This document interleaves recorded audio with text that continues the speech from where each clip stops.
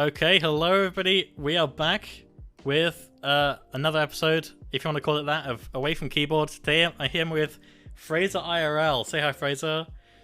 Hello! How's it FraserIRL going? is the third guest of AFK. I'm excited to have you on.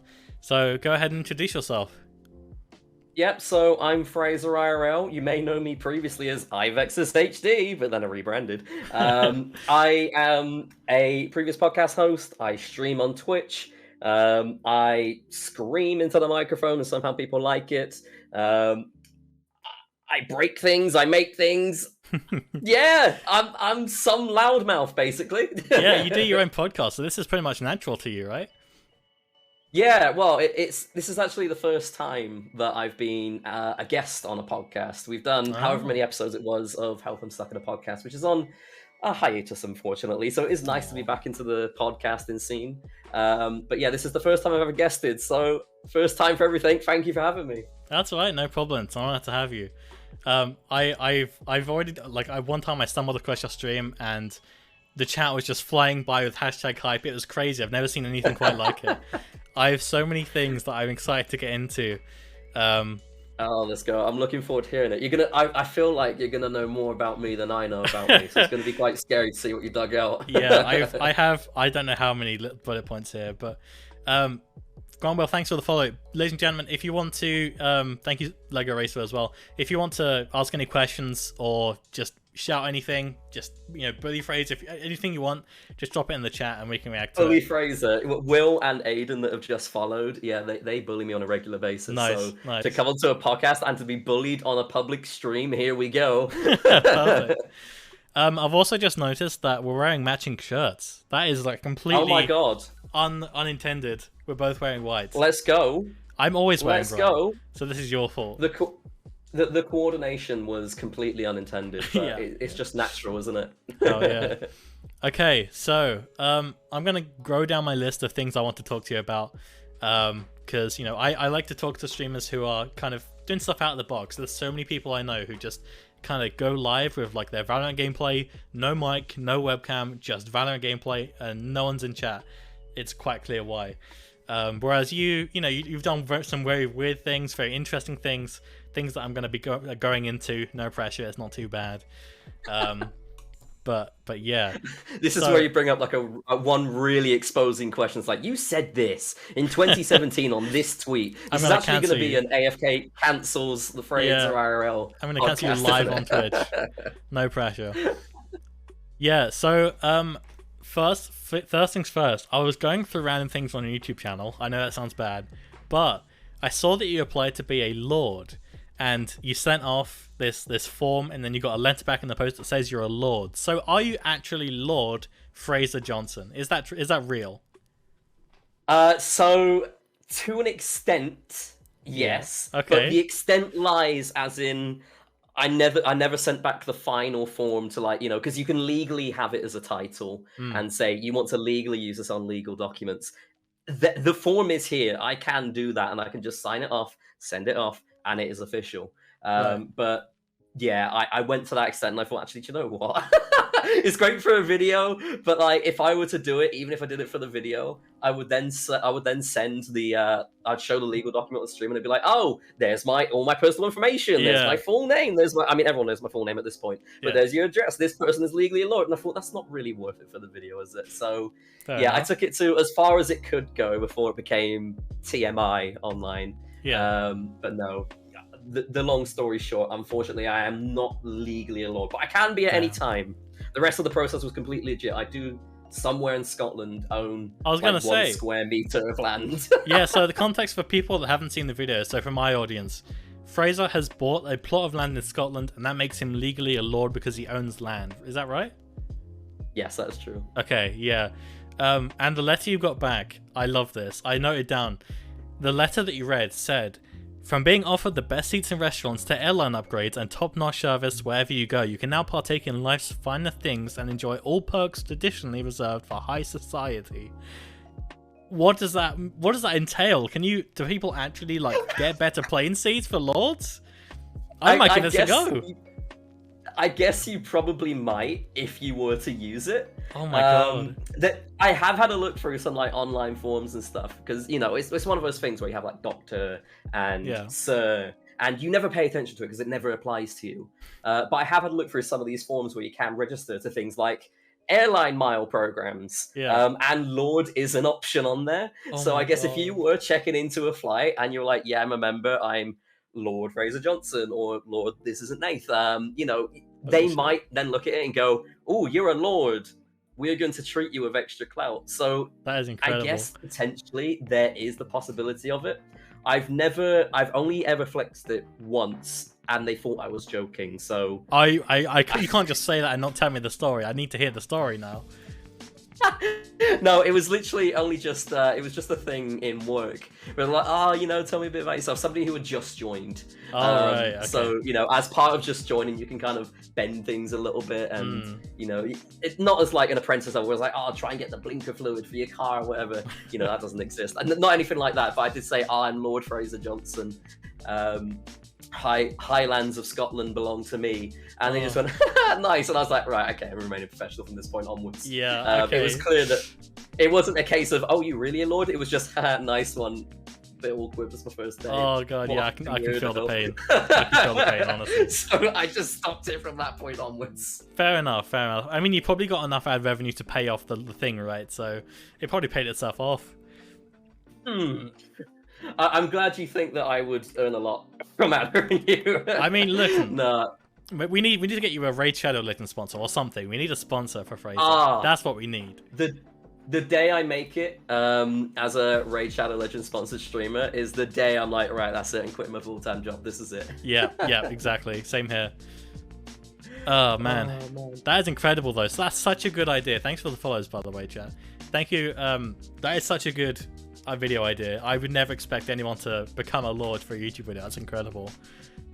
It was a bit of fun, and it all stemmed from a Facebook ad. Ooh.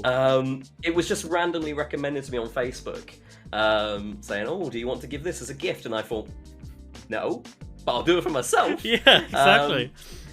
And it just happened to be that, because I got quite a few comments in the video saying, oh, you copied this person. I forgot who it was now. But it just happened to be that literally 1 month before, somebody else did a video where they did the same thing. And the reason that gained a lot of popularity is because they gifted a lordship to KSI. God. I think, was his name? Liam Bedford. That's it. Liam Bedford did it first. But I didn't find it from that. Yeah, it was a Facebook ad. So if it wasn't for Facebook somehow recommending it to me on a random Thursday, it probably wasn't a Thursday, then yeah, it wouldn't have happened. Nice. I love that. That's some lucky algorithm stuff. Holy shit. So I guess moving on to weird YouTube things.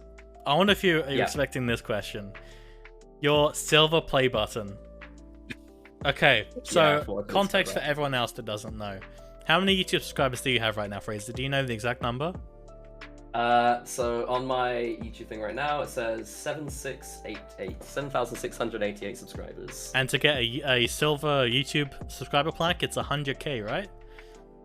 And yet you have one. Is it behind you? I can't see it. Oh, there it is on the floor. Nice. It deserves better to be than being on the floor. You need to put it high up. It's like the biggest achievement. I know, but it would be great if I achieved something, you know? Oh. Fair enough. Here we go. This is the real thing. The real phone. The real packaged by phone. Rick card. There we go. Nice. The real letter signed by Big Susan herself. It's all real. And then there, I'll leave it in the plastic for now. But there is the real silver play button. It is as real as it gets. You can't see my name. There you go. You can see my name. It's as real as it gets. It's not a fake. That's one thing I can't confirm. But yeah, it happened. Yeah, and so I watched your video how you said you were going to talk about how you got it, and I watched it all the way through, and it got to the end, and you said it, but you censored all of it. I'm so mad you wasted 8 minutes of my time. I'm so mad. You're very welcome. So now I'm going to waste 2 hours of your time on this podcast. That's how I'm getting back at you. I think that's fair enough. But yeah, so you're going to remain tight-lipped. You're not going to talk about how you got the plaque. I really want to squeeze something out of you. Yeah, no, that's fine. Squeeze as much as you want out of me. So for ages, I've had a channel in my Discord server where people can post their theories. Obviously, people Mm. left it in the comment section. I read through all the theories on a video, and even on one stream, I think it was this year actually, April 1st, this year. I said how I got the play button on April Fool's Day. Now, I never confirmed or denied if that was true. And people to this day still don't know if the April Fool's Day stream genuinely revealed the real answer. Now, I like the mystery around it. I know I've been juicing that for like a year and a half now, because this is what, February 2021, I think it was. I can't I know remember. I've been juicing that. I like the mystery around it. I like it too. But- It's really like, I'm actually genuinely invested in this. I need to know. I'm genuinely invested. Because as a community manager, I would have that everywhere. I don't know where I'd put it, but probably right there where everyone can see it. That is a lifetime achievement award. I want one. If you can find one, if you can sneak into the factory and get one, can you please get one? I would love that. Oh yeah, please. that's it. I know Rick personally. I'll let you in. Yeah, give me his number. It was nice for ages. For ages, it was nice to just have it on the shelf in the background, just chilling there. Yeah. And then I think it was like even further down here where Hanson Squidward currently lies. I think that's where I had the YouTube play button box. I had it there for like a month and a half over various streams, and obviously I tried to intentionally drop it in into the streams and into videos to give people an opportunity of it's literally right there. I think one stream I took down my green screen and went, "What? You want me to walk into the wall?" Because we were just talking about how the wall was like the wall was fake and it was like a third dimension. Is this really real? Is it green screened? So I went up to it. I wiggled the shelf. It wiggled as well with me. And I just made a massive point of it being there, and it was really fun to do that. But obviously, people still don't know the real truth. But the one thing I will drop as an Away from Keyboard exclusive is I have said the truth at some point. On one of my bits of content, I have word for word said the truth somewhere within a video, within a stream. The truth is out there. Okay. So if you want to look deep enough and find which one it could possibly be, go for it. But it's not a mystery. I've not ever revealed the truth. The truth is out there. I like that. Okay, ladies and gentlemen, clip it and ship it. If you can find it, please link me. I need to know. I'm genuinely invested. I love this ongoing. As a side note. Sorry, go ahead. As a side note, I have also said at 10k, I'll just tell you the truth straight away. 10k is going to be a long way away, especially now that I've kind of stopped a little bit on YouTube videos, like a little bit of a break. But I've said, if I hit 10k subs, well, hey, let's feel free to plug your stuff right now. Let's get a bit closer on. I think I'm subbed right now. Yeah. FraserIRL on everything. You see my Twitter in the bottom left of the screen. My Twitch is in the bottom left of the screen. Do you know what? I've just realized I'm not even hosting. Let me just quickly fix that. YouTube, Instagram. It's all there. It's all Thank you very much. Yeah, it's all FraserIRL. subscribers. Nice. That sounds about right. Yeah, maybe we should just leave it there for the 69. Yeah. Oh, if you subscribe, unsubscribe. No, I'm kidding. Oh man, that is good. Thank you. Thanks for the follow, Gray. So, speaking of YouTube, that's a good segue. I noticed when I googled your name, a page from YouTube Wiki came up. Did you actually have an interview with the people from? I guess it's called Fandom now. How did that work? Okay, so Fandom is just a company behind all of these wiki pages. It's all a community thing, and Fandom, I think they used to be called Wikia or something like that. That sounds about right. But now they're called Fandom. The company behind it all, no, they didn't interview me. It wasn't them. It was just the community managers and moderators of the YouTube Wiki that ended up doing the interview with me. So yes, it was with them, but it wasn't with Fandom. Okay, fair enough. What kind of stuff did they ask you? Just general profile questions, or? Yeah, so essentially what you see on the Wiki Q&A is everything they asked. There was I thought they were going to cut out a couple of them because I thought some of my answers could have been not so interesting. I don't know, but they were just like, no, everything that was asked just went straight on there, and it was quite literally word for word. So yeah, it was quite nice. It was just a quick Discord chat, really, with one of the people from the community team, but. Yeah, no, I for ages I didn't realize that I had a YouTube Wiki page. It was only when it was brought up to me. I think I only had like 2K subs at the time. Damn. It was just, I added something to YouTube wiki page. Oh, I have a YouTube wiki page. Yeah, that's when I went onto it, found it for the first time, and we ended up. I think I did it for a video. I edited my YouTube wiki page where I just went and fact checked everything. Is that true? Is that real? Yeah. What else could I add to it? If you do that on Wikipedia, you get banned. But for a YouTube true, wiki God. page, it was fine. Fair enough. Damn, I want to have a page on the Twitch wiki. Sign me up for that. Is there a Twitch wiki? Probably. If there's a YouTube one, I'd imagine there'd be a Twitch one. I really don't know. I need to get on that as well. Yeah. Okay, I just realized people are redeeming like hydrate and stuff. I did hydrate, but I need to turn this off. I wasn't prepared for the stream. 30-second ad break. You must drink for absolutely forever. Okay, I'm turning everything. I've turned most things off. Okay, there we go. Nice. Modern Pine asks, who is your Lauren favorite as well. Scouser? That's a good question. I wonder, Lauren. I only know one, and it's you. Nice. Not biased. Yeah, no, not biased at all. No, it's not like I only know one person, and it's not like it is the said person asking the question. Nice. Okay. Let's see what else is on my list. Okay, so you do a podcast called Help, I'm Stuck in a Podcast. Oh, you did. It's on hiatus, right? Yes, I'm free. I'm free for a little bit. Yeah. So how what was it? How did it work? What was it? Where can we find it? So, Help, I'm Stuck in a Podcast, I'm going to say is a podcast hosted by myself and Kai. I'm also going to say was hosted by myself and Kai because I don't know if it's coming back. We've been on like a break for like 9 months now. Kai's been quite busy with real life, but going back to the podcast itself, it was a podcast which was heavily inspired by other chat show type podcasts. I really enjoyed listening to podcasts such as David Dobrik's Views on the bus when I was going into work. I would always like to listen to that because it wasn't just story time, it was what's going on in the life of him and his friends. And I really enjoyed just listening to that format. I think they've stopped in recent years because of controversies, which, understandable. Don't really want to listen to that in recent years. But when there was no controversy, when it was just him and Jason and the other guests that came on, I really enjoyed that sort of format of podcast because it feels so real and it feels so natural. Yeah. And I just like hearing that. When people put across a good story in a fun and entertaining way, it really allows me to kind of associate with them and connect with an area of their life that I typically would not be able to because I do not know that person in real life. Yeah, absolutely. So it was partially inspired by that, and partially it was also a New Year's resolution for myself that I really wanted to do a podcast. Like for absolutely years, I had wanted to do a podcast. Probably got like 3.5 years before it started. I really wanted to do a podcast, and it really appealed to me. And it just naturally made sense to do it with Kai as well. For those of you that don't know, Kai Ross Best, also known as the Jack Sucks at Life editor, it was me and him that did the podcast together, and we've been friends since 2015, so over 7 years now. So naturally building up that friendship, building up that rapport, getting the backwards and forwards, it just all came naturally because it was just having a conversation with a mate.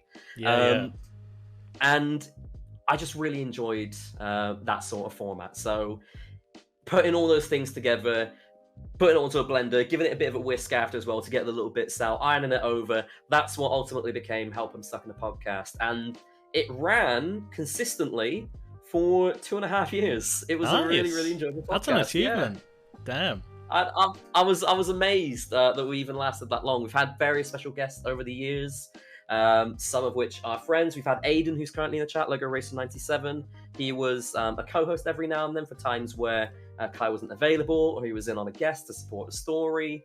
I think the first time Aiden was on, for example, was when we were talking about going to Thorpe Park, and literally everything that could have went wrong on that day went wrong, including an in-betweeners moment of us doing, "Hey, bus wankers!" And then we broke down and oh my god, past us. Oh my god.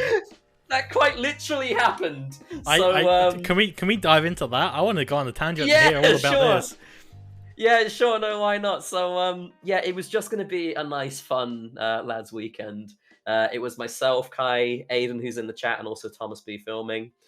We all went down to Kai's house for the weekend, just like a nice, chill, have a fun time weekend. I can't remember what time of year it was now, but yeah, we were just all having a good time. We thought, oh, do you know what? Let's go to Thorpe Park. Let's have a nice time. That was kind of like the whole basis of the trip, to go and have a nice fun time at Thorpe Park.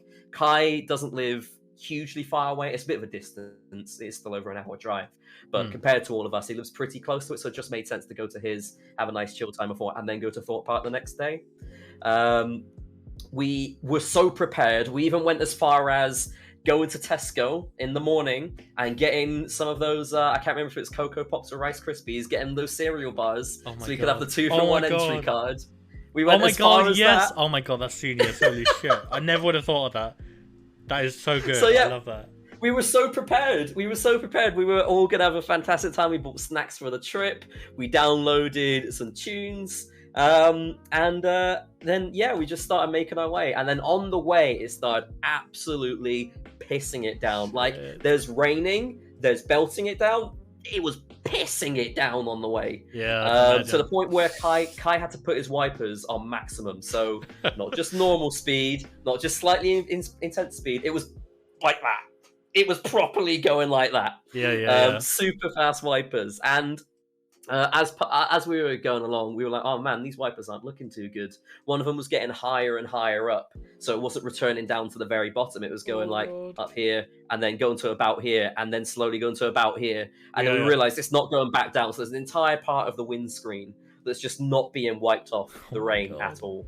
And then, yeah, after all of that happened, the wiper then started flicking off the side of the car and wiping the passenger side window. What? Oh my god. So it's just going like that, and then flick back, being caught by the wind, going back, and then flick back again. And then eventually it got so we were like, oh man, this needs to be fixed. We need to pull over and give it a fix. And the car was like, no, we could probably make it there. We could probably do it.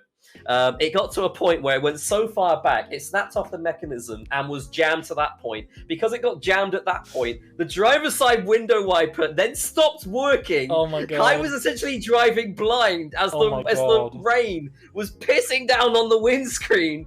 And we were like, oh fuck, this is really serious now. Yeah, we were in third lane. We had to go from second. This is on a motorway, by the way. We had to go from third lane to second lane to first lane, whilst also somehow trying to maintain a visual of the road. Luckily, there was a junction coming off just up ahead, so we managed to get off the junction, go onto the roundabout, and there was a lay-by on the roundabout. So we just stopped there, parked there for I think it was like 1.5 hours. But it just went from, oh man, we're an amazing time, goodbye bus, you're a load of slow pokes, to shit, we're broken down, there's the bloody bus. Oh my god, dude.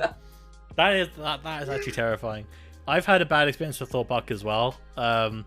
It's a lot shorter and a lot less complicated, but I think it's more stupid. Go on. I'll put it that way. I want to hear it.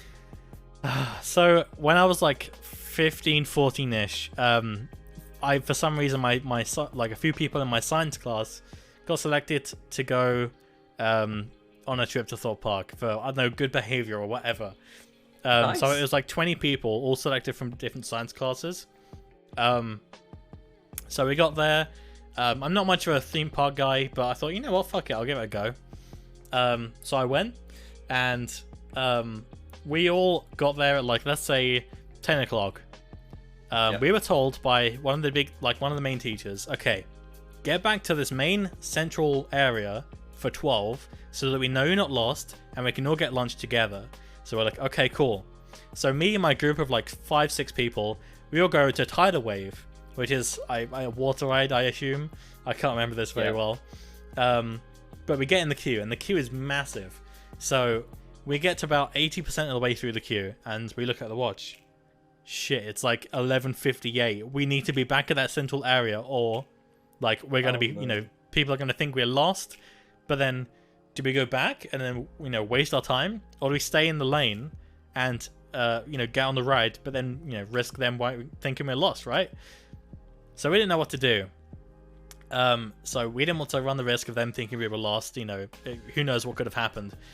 So we climbed over some fences, ran back to the central area, and it was just us there. No other teachers were there. No. So we're thinking, really? We came out of the queue for this? We wasted 2 hours in that queue for this? And eventually these teachers turn up. And they're like, yeah, sorry, we were stuck in the queue. So they did the same thing, and they stayed in their queue. We wasted those 2 hours for nothing.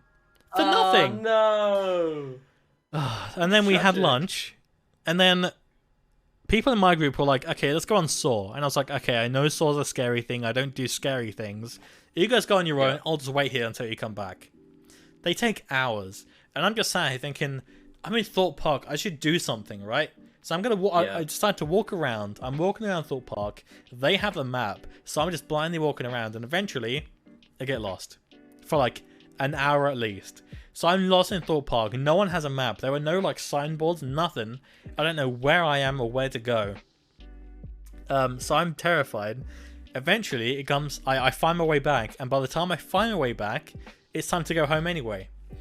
So, long story short, I spent a free day at Thorpe Park, and I didn't go on anything.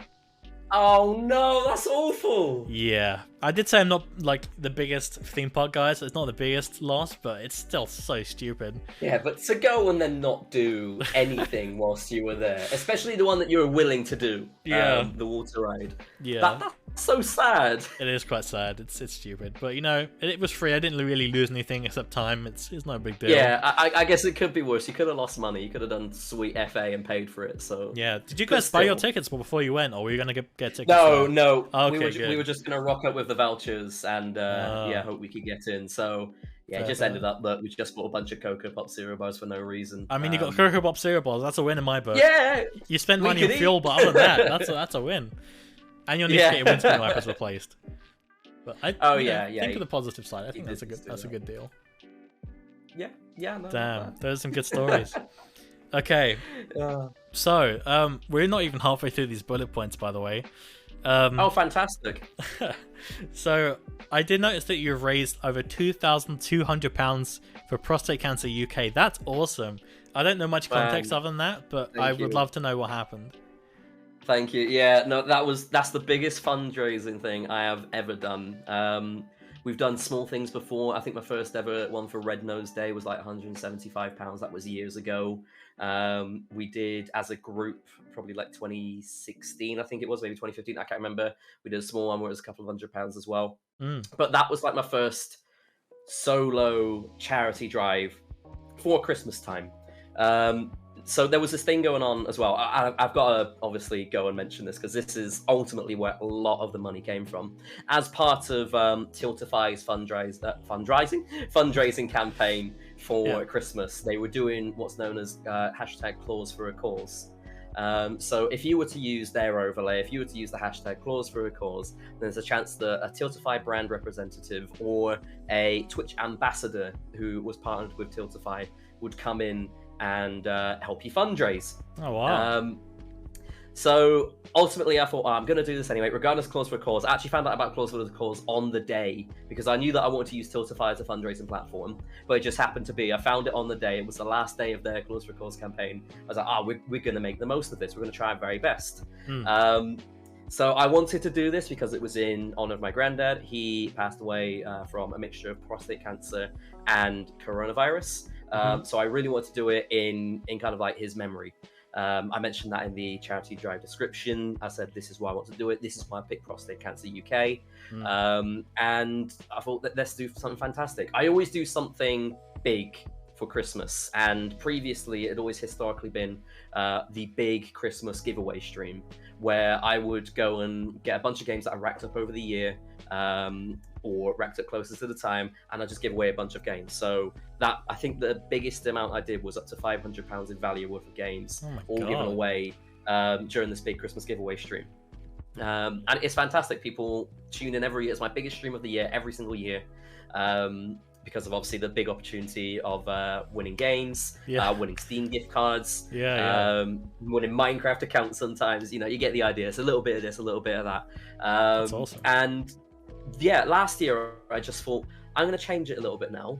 And the reason I wanted to change it was so then we could do something for a really good cause. I didn't just want to go and get a bunch of games that we predefined previously and then give it out. And quite a lot of people appreciate the games, but some people say, let's do a reroll, I'm not interested in that game. I didn't want to run into that again, which is fine. You know, I totally get it. If people want to give away the game to somebody else through the integrated system that's publicized with everyone's familiar with, great, we'll go ahead and do that, because I'd rather the game goes to somebody who wants it than somebody who just goes, gee, thanks, and never redeems it, and then lost that.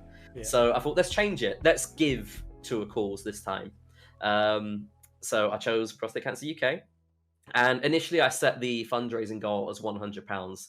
Going in my head, we can definitely hit £100.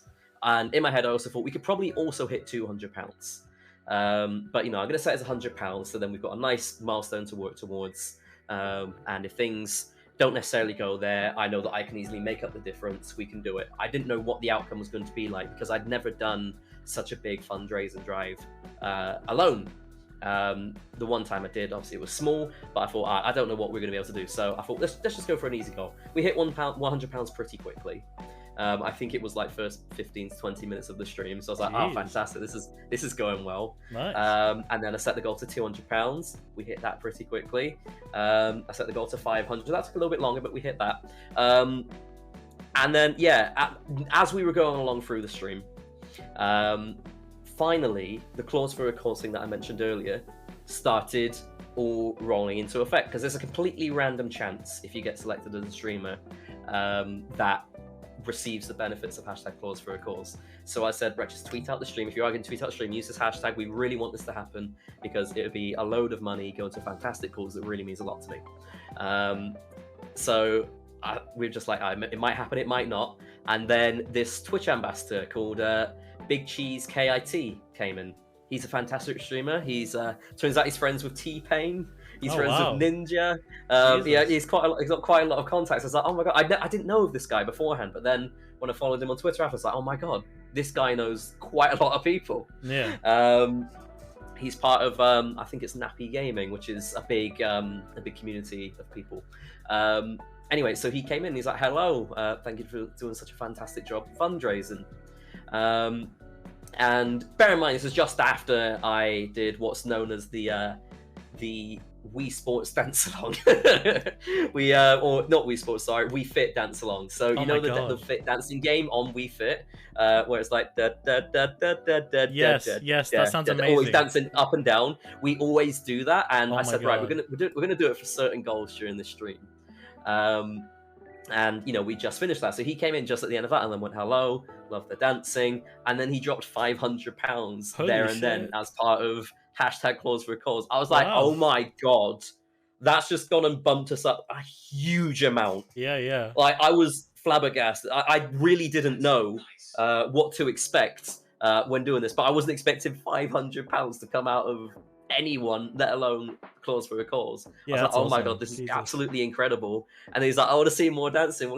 He was streaming at the same time, like this part of his part of being a Twitch ambassador. You stream this clause for a cause fundraising drive, and he's like the guy that drops it. So he was streaming. I started doing the Wii Fit dance along again because he was like, let's do it again. So I did it again. He was joining in on his stream. Oh my god. And then at the end of it, he only goes and drops another £500. Wow. So £1,000 from hashtag clause for a cause, as well as so many other really generous donations from various different people. Ultimately, we went up to £2,200. There's Hokies that's currently in the chat, Hokies _ he put in the little corgi emote. He donated a really generous amount of money and then also asked his employer, who I'm not going to name for privacy reasons, to match it. And they matched it as well. So that doubled his donation. Oh my god. And yeah, it brought up to such a massive amount. And honestly, by the end of it, I was just like, oh my fucking god, as a community, like, obviously it's not just me that's gone on fundraise, like, it's everybody that's gone and contributed. As a community, the IRL community raised such an insane amount of money beyond anything that I could have imagined. My ultimate goal in my head was obviously to hit the first two goals. I set 100, 200, but my stretch goal in my head was, let's go for £500, but to hit 4 times that and beyond. Yeah, I would be the same. That is awesome. That is genuinely a really, really huge achievement. So that's awesome. Pat yourself on the back for that one. Thank you. I will. And massive shout out as well to everybody. There's people in the community that are watching right now. Massive shout out as well to all of you guys that also contributed and donated to that charity drive, because that is honestly, I would say that's easily my biggest streaming achievement. Like, fuck the play button, that's just a goof.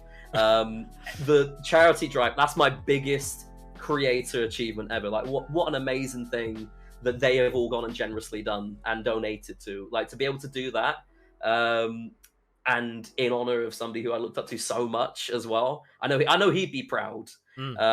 He was so interested in. I don't want to go. I'm not going to go through it too much, but he was interested in what I did. He'd be like, "Oh my god, how many subscribers are you on now?" If he didn't know what was going on, he'd be like so supportive and say, "Oh, keep doing that. Sounds amazing." So it just all made perfect sense. That's really awesome. Holy shit! That's genuinely incredible. 2,200 quid is incredible. Good job, man. There isn't really much else to say. That's just amazing. Well done. I've been trying to get the thing that shows chat messages on stream working for like the last hour. It's working. It's working on my browser, but it's not working OBS. So that's driving me crazy right now. But we do see messages chat. That's right. Should we have a look through some of the? Oh, yeah, it works. Ahead. Wait, it does work. Oh shit, yeah, you're right. It works. Shit, finally. There we go. Fantastic. Helena, there you go. Hello, Helena. Do you believe in aliens? Yes. There's definitely something out there. 100%. Why would we be the only people to exist in such an insane galaxy? Of course there's something out there. Incredible. Hi, Music Technician. Good to see you. I'm trying to add more questions to the queue of this thing, but it's so slow. So please excuse me if it just slows down or just doesn't move or anything. It's out of my control. But yeah, ladies and gentlemen, if you do want to ask Fraser any questions, just do !ask and whatever you want to ask him. It can be, what's the last thing you bought at Tesco? What's your favorite supermarket? What is your favorite supermarket, Fraser? I think you just answered it. I think it is Tesco. Yeah, Tesco gang, nice. I'm just glad it's not Waitrose. Oh yeah, I mean, don't get me wrong. There are some things in Waitrose that are nice, but I can't afford that. Yeah, exactly. I can't afford that. exactly. I got lost in the Waitrose and the John Lewis recently. I was in like the middle of London, and I walked in trying to find the bathroom. It was 6 floors tall. I could not work out where I was going, and I got lost. I almost got lost in the back. Yeah, not even kidding. Oh my god, that's so I made a YouTube video about it. But there was one part where you stood and you looked all the way up, and the ceiling just goes on and on and on. It was crazy. That's absolutely crazy. And yeah, at one point I kind of got stuck in the back rooms. It was wild, absolutely wild. You got stuck in the back rooms? Yeah, I kind of went around the corner, and there was just like these surreal like empty stairs. It was echoey in there. It was just eerie. I can't explain it. I need to show you. That sounds like something that should be in like a story time video. Yeah, I mean, like that's kind of what I did. I pretty much made a YouTube video about it. I'll go find it. Nice. But yeah, feel free. We're getting a lot of questions coming in with chat, Fraser. So go ahead, take the director role, and just go ahead and pick anything you want to answer. Let's have a pick out. I'll do quick fire of all the asks that I can see. Music technician. Hi, music. Music. Oh, I saw Music at Insomnia at 69. He was there on the Monday. The expo was closed, but it was lovely to see him. Yeah, if you're Fraser IRL, who are you not IRL? The classic question. That's a really good question. I'm Fraser IRL, not IRL. Same guy, just virtual pixels. See, I got squeaky cheeks, and it's still real. I get the same question all the time. Are you Nath or are you not Nath? Your name says this is Nath, but on Discord it says Nath. What is the answer? All the time. I've just found the YouTube video where I was talking about the backgrounds. That's the YouTube video. If you're curious, anybody? Oh, nice. I'm gonna add that to my next tab so I can have a look at that after the stream, because that genuinely sounds like a funny video. I also dug deep into how I ended up spending like 2 hours in McDonald's and not eating much food. But yeah, that was another. It was just one of those weird days when nothing went right. Kind of like how you went to Thorpe Park. True. I'm really trying. Yeah, it's quite funny because Fraser IRL, the name itself is obviously based off the fact that I like doing IRL content. Yeah. I rebranded mid-COVID with the intention to do IRL content when COVID ended. And then it just happened to be that I did a year straight of weekly content. Lost like 100 subscribers from doing it. You'd think it would go up, but no, it went down like about 100 subscribers. And I was like, okay, right, I'll take a little bit of a break now. And then eventually, now that we can do IRL things, I'm not doing IRL things. Nice. What was the whole point? Time to just rebrand to Fraser, but that's a show, isn't it, or something? I'm not sure. Oh no, yeah, with an I. Yeah, that's right.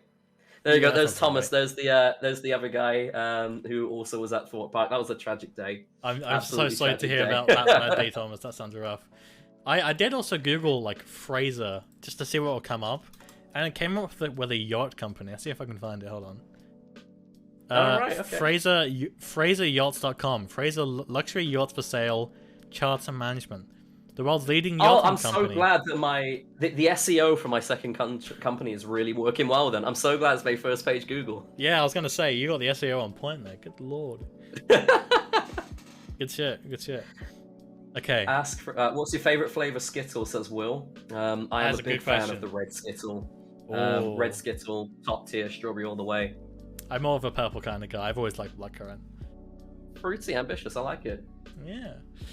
Matan, what's your favorite type of bread? Tiger bread. Yes! All the Thank way. you! Another tiger bread enjoyer. I've never met another tiger bread enjoyer. Tiger bread. Thank you. It's so good. Thank you. I know so many Tiger people who like to baguettes. shit all over tiger bread. Thank you. I finally found the person who agrees. Thank you. It's so Modern good. Tiger Pint baguettes, agrees. tiger Thank loaves, you. Thank you. tiger rolls, you. all of it. It's elite. Oh. I go to Tesco on a Friday morning, and they have like those batons they bring out of like just tiger bread. Yeah. I cut them in half. That's my breakfast, and I do it again for lunch. It's just it's so good. S tier. Have you had tiger bread baguette homemade pizza before? No, but that sounds incredible. I love pizza. It's so good. It's just pizza toppings on a baguette, basically. But if you do it on tiger bread, yeah, it's just chef's kiss. Sign me up, honestly. I want that so bad. You have no clue. Wow. Okay. What's your favorite flavor M&M? Aren't they? Oh no, crispy, definitely crispy. Oh yeah, I was gonna say what you were gonna say. Aren't they all the same? But yeah, I see what you mean. Yeah. Yeah. No, I was gonna say, aren't all the chocolate ones literally just chocolate? No, chocolate. I have them right crispy, here actually. peanut. Holy shit! I didn't even realize. Nice. Keep me fueled. It's been a long day. I did most of my research today, actually. Like literally last minute, I made most of these bullet points. I'm proud of myself. You've done a good job. You've done a bloody good job. I have a lot more stuff to dig through. But yeah. Do you want to make a start on another point, or? Sure, can do. So I remember Cool. finding this. I think it's pinned on your Twitter profile. You were interviewed by Sky News. Do you want to talk about what happened there? Yeah, that was quite an interesting one, and I think the pre-context to this story adds to it, because it's one of those things where I've briefly talked about it, but not talked about it a massive amount, especially during the video. I made a video on how I got interviewed by Sky News, outlining the story, but the pre-context of this adds to it. So I was working in London that day. I was with The Apprentice. We were just working in the London office, and as part of being there, it was like midsummer. They were doing this drinks and barbecue on the office balcony, and I was like, oh my god, this is perfect time for us to go, because we need to do essential work over there. I said, we're gonna tie this in with this, because it'd be nice to socialize with everybody in the office. Free drink, free food, what more could you want? So we went there, we did the work in the office, got that all done, and then the afternoon was completely written off by burger, beer, ciders. The long story short is I was fed well, and I was drank well, and I ended up getting a bit drunk, and not like to the point where I was overly drunk and like I couldn't think straight and I was saying stupid things, but enough where I was quite merry, quite tipsy, a bit lightheaded, and I had to travel home that same day whilst being with the apprentice, who luckily stayed sober. But if he didn't, then it could have all gone very wrong. Yeah. So I was on the train home. I was very lightheaded. I was trying to focus on something. I realized I was dropping off, drunken tiredness. It was also a really hot day, and I accidentally fell asleep on the train. I got woke up at my stop, luckily, by the apprentice who was on the next stop. I managed to get there, and I got in the car to be picked up, and I got taken home. Now, on the way home, I thought, I'm just going to quickly look at my phone to try and catch up on things. Bear in mind, I was still recovering from being drunk at this point. I was still struggling to focus, and I wasn't really sure why I was even trying to focus on the phone, because I just knew I wanted to have a nap until I got home, and where I could get some good water in my system to sort things out.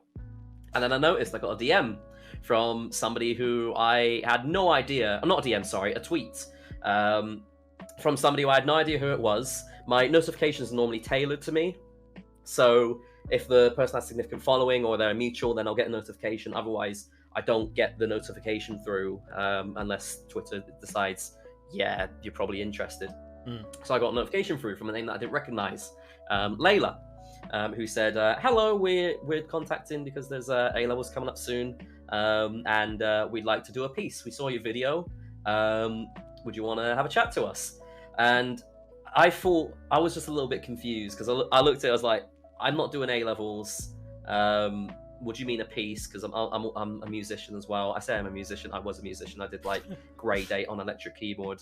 So, you know, when I hear piece, I think piece of music, something to play.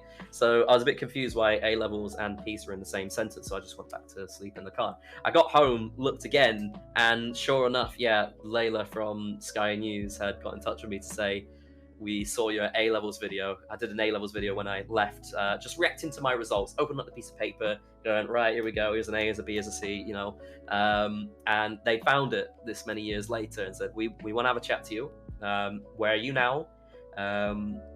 What advice do you have to give? And it all just fell into place. So they sent out this proper official news van with the massive dish on top, which was beaming back to Sky News HQ in London. It wasn't a live thing, but it was an over-the-air interview. So proper dish beaming back to London, proper camera guy. Inside was as if, you know, you could do live reportings from them. So I had all the equipment, like the 500 million TVs in there, like 3 different cameras, bunch of different mic packs. It was so fully kitted out. I was like, oh my God, this is quite mad. And they're there just to talk to me about what happened in my A-levels, God knows how many years ago. It was just surreal because making the results video was just one of those things where I was like, I'm getting recommended it a couple of times. They got a few views. I'll do it as well. Not just to share the results, not just for my own memory, but also, you know, it might do well. And then for, that many years later, for it to come back up and say, we want to interview for TV, it was just, so surreal for it to happen. For real. And then, sure enough, it was aired on A-level results day a couple of times in the morning to national Sky News. God, that's so weird. I watch Sky News. That's so strange. I had a weird like run-in with some news companies this Easter, funnily enough. That's a good story. But before I get into that, music station, I can confirm these are the chocolate brand of M&Ms, not the brownie ones. I actually had the brownie ones imported from the US ages before they were like in the UK. And I'm like, oh, they're just like more squishy chocolate ones. Anyway, I'll get onto this. Okay, so it was just after Easter this year. I posted a tweet on the 18th of April saying, literally nobody wants bounty Easter eggs. I'm going to link this in chat if you want to see it. But I posted a picture of my local Tesco with like shelves still stacked full of bounty Easter eggs weeks after Easter had already ended. So there's the picture in chat if you want to see it. You can see it's even on like the Club Card discount. There's just shelves stacked full of them with the caption, literally nobody wants bounty Easter eggs. And somehow it started gaining traction. I started seeing more and more people like liking, retweeting, like replying under the tweet. I was like, where are these people coming from? They're like arguing in the comments of this tweet, like, oh, I love bounty. I wish I could go and get some. Loads of people started finding this tweet out of nowhere. I was like, what the hell is going on? Turns out, multiple news companies had made articles about that tweet, saying like journalists, like tabloids have made like news articles saying nobody's buying these shocking bounty Easter eggs. Like they're trying to clickbait the hell out of it, and I'm just here taking this photo. It's amazing. And eventually, Good Morning Britain's like media account reached out and said, "Hey, can we use this on ITV's Lorraine?" So here I was waking up the next day at like 9 o'clock, thinking, "Oh my God, are they going to talk about Easter eggs? Are they going to show my tweet on Lorraine? Is Lorraine going to talk about it?" So I sit down. It's like 9 o'clock. Lorraine's just starting. It's only like, I think it's like a 1-hour program, thankfully. So I've woken up early. I'm sitting. I'm watching it. And they just don't. They talk about Johnny Depp because that's what was happening at the time. They don't talk about my Easter eggs. So I was a bit let down, but I wasn't really expecting it in the first place. But the fact that my picture from my local Tesco could have been on TV was wild. And yeah, to make it to a Lorraine producer is pretty big in itself, even if it didn't go across the finish line. That's still mad for it to even go that far. Well, fair play. I'm gonna type in bounty Easter egg into Google and click on news, see if my tweet comes up. I think it did for a bit, didn't it? Because you had like the graphic where it was your tweet, and then in the background it had like bounty eggs to the side of it. I think so. Let me see. Oh, here we go. Okay, Indie 100. I'm gonna make this one in chat as well. Indie 100 made a post. Tesco can't shift vile £9 bounty Easter eggs, and the internet is not surprised. And if you scroll down, you'll see my tweet right there in full. You should have used this as like an attempt to get verification on Twitter. You know, oh my god, yeah, you can do that, can't you? They always say like cite 5 news sources that happened in the last 6 months, and you've got plenty of news sources that you could have been. This isn't Nath verified. Well, it's like, what's it been, like 5 months since that? I need to get my move on. I need to do this Perfect. right now. Yo, get a move on. It's time. I will. I need to. Oh my god. If I can end the year with a check mark, that changes everything. I'm trying to get a career in social media. This is everything to me. I would be so jealous. I mean, you have a YouTube sub button. I know it's like, you don't officially have it, but it's still something, right? Like, not many people can say they have one. That's true, and not many people can also say they've got one completely undeservingly as well. Yeah, exactly. So there you go. Brilliant. All right. So, Gray asks, what's something you enjoy that you could never get tired of? This could be a food or drink, an activity, a game, anything. That's a good question. It's a good question. I mean, the one thing that's stuck like throughout COVID, which has really gone beyond it now. I used to be interested in like films and TV, and I never really got that far into series. I'd always like watch things and then it drop off. Yeah. Or I'd start watching it and realize this requires a lot of time commitment. I would never watch like Netflix or TV or anything like that. But now I'd say I'm such a big Netflix sort of guy that I'm watching it time in, time out, like every spare moment, really. I watch, lunchtime. Well, that's such a boring answer, I know. I'll go on to a more interesting one in a moment. But I'm really, really getting into Netflix. Let's put it this way. 2020, at the start of it, I think I only watched like 25 pieces of content on Netflix. And I could tell that because I went through my watch history and it was like, oh, here's everything you've watched and what time. There's only like 25 things in 2020. Come 2021, it ended up being like 570 to 600 pieces of individual content that I watched on Netflix. And obviously that's not including Disney Plus or all of that, but yeah, that massively picked up. And I feel like, yeah, because I've just gotten to that grind of really enjoying drama, really enjoying TV, really enjoying movies. Yeah, I'm always finding new things that I wouldn't normally watch if I was me 2019. But, like taking a risk with things and find that is really, really good. Ozark is my most recent example where it's about drug cartels, money laundering, that sort of stuff. That's quite ambitious. There's a lot of murder, there's a lot of backstabbing. For me, that would have been ambitious in 2019, but now it's like, oh my God, sign me up. It was the best show I've ever watched. So that's the boring answer. The not so boring answer, the activities and stuff, which I guess is more relatable to everyone, is I really, really enjoy playing community-focused games at the moment. It's really fun, like playing community-focused games, playing co-op puzzle games. I'm really enjoying co-op aspects of games now. I've always been a social sort of guy. Like, let's just say Halo 3, for example. People now see Halo as a very competitive game franchise because that's just the direction they've steered it in. But it used to be a very social game franchise. Yeah. Halo 3 custom games was the big flagship social side of gaming on Halo for me, where they were playing things like Duck Hunt, Run Fat Boy Run, Infection, so many different games where it's all community focused. I've dropped off of Halo and I've been getting really back into it. I'm really enjoying discovering so many new co-op and community focused games, and obviously eventually one of them can get a little bit boring. You leave it, you come back to it. But it's really enjoyable. It gives me a drive to go and find something new every single time. That's so and there's so many fun games where I never ever would have considered it at all because of, let's just say, the art style, completely judging a book by its cover. It Takes Two is one of those games where judging a book by its cover, it's like, oh, this is quite not for me. It reminds me of Viva Pinata in terms of, you know, it's very woven, it's very texture based, and then what you see is what you get, sort of thing. But then you play it, and it's the best co-op game I've played. Absolutely, it's so incredible. So definitely that's one of the other things I could never get tired of. Finding and playing new co-op and community focused games, amazing. I will say, I don't think I've seen you stream it. One of my biggest recommendations, you might have already seen this. I would recommend Marbles on Stream. Have you seen it or have you played it?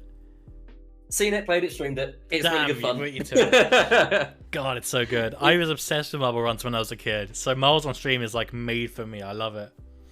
I've not streamed it in a while. It's so simple. It's such a simple game. Exactly. And when I first downloaded it and had a look that people were playing it, because I found it out through Mini Mooka, who used to play it quite a bit on his stream. So I downloaded it and I put it on my stream. I thought it's not going to be as good with not so many people. And then naturally, it just, you know, people get really into it because there's nothing you can do about it other than boost your marble. It's just see how things go. Will I end up being the winner? Will I not? It gets so addictive so quickly. It does. And it's such a simple game. And very competitive as well. It gets people like very engaged. I love that. Exactly. That is a good game. Music Technician asks, favorite thing on your shelf behind you? You have 3 seconds to decide. Are you ready? 3! 3, 2, 1. Turn around. Oh, we have an answer. What is that? That is Martin from Friday Night Dinner in a plush. You push his toe and he says a quote from the show. Oh my For God. example, hopefully it comes through on mic. Do you know what? Just in case it doesn't, let me just quickly turn off noise removal. Here we go.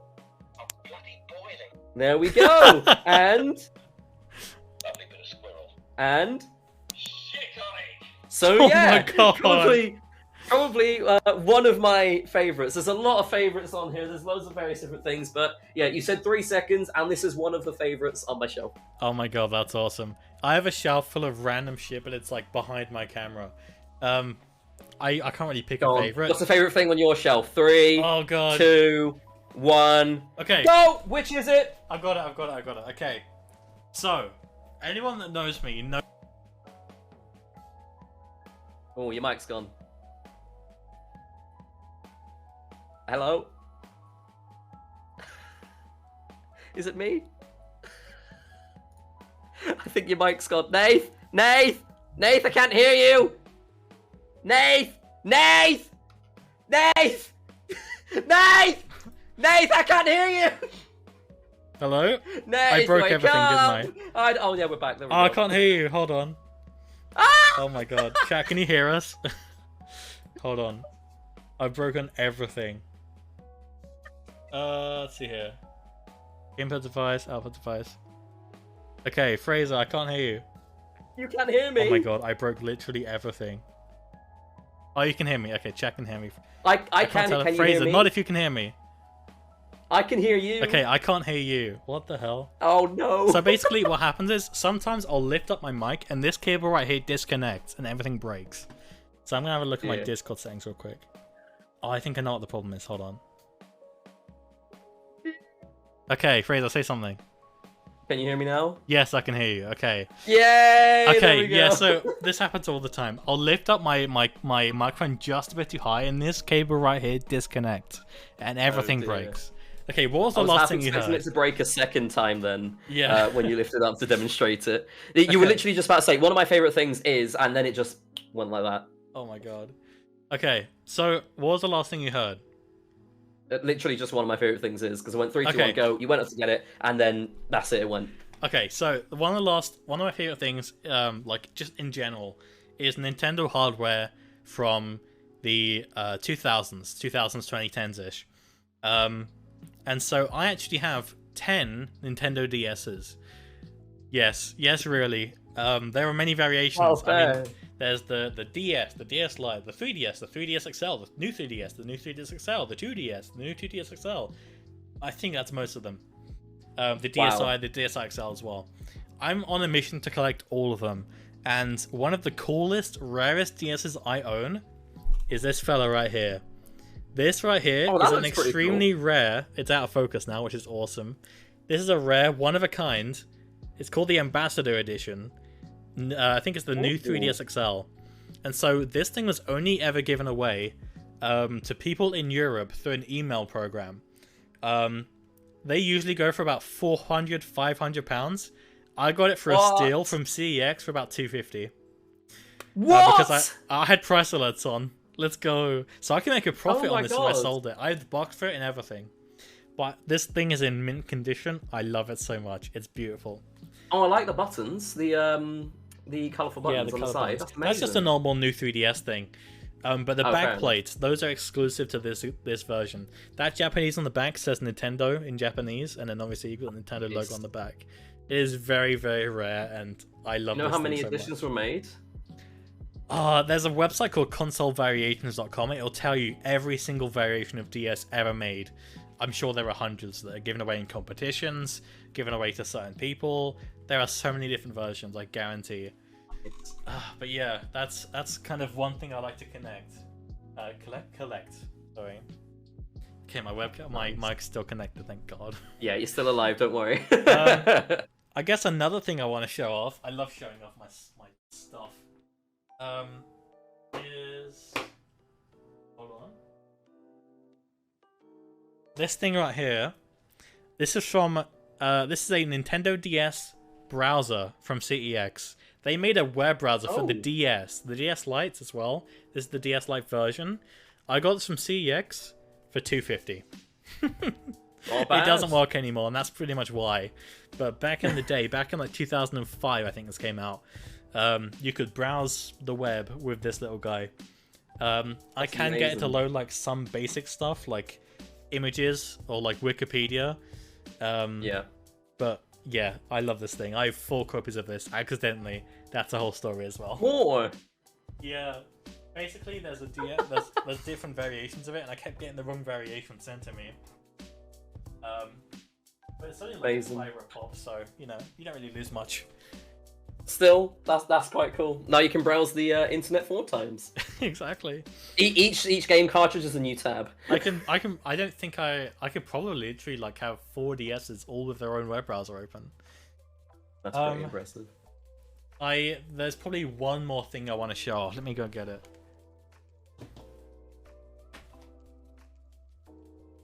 I'll use this as an opportunity to plug myself once again. Okay. Follow me, FraserIRL. Now I'm going on a bit of a tangent here. Why are you saying... Wait, what? Did everything break again? I can Fraser? still hear you. I can still hear you. What's going on?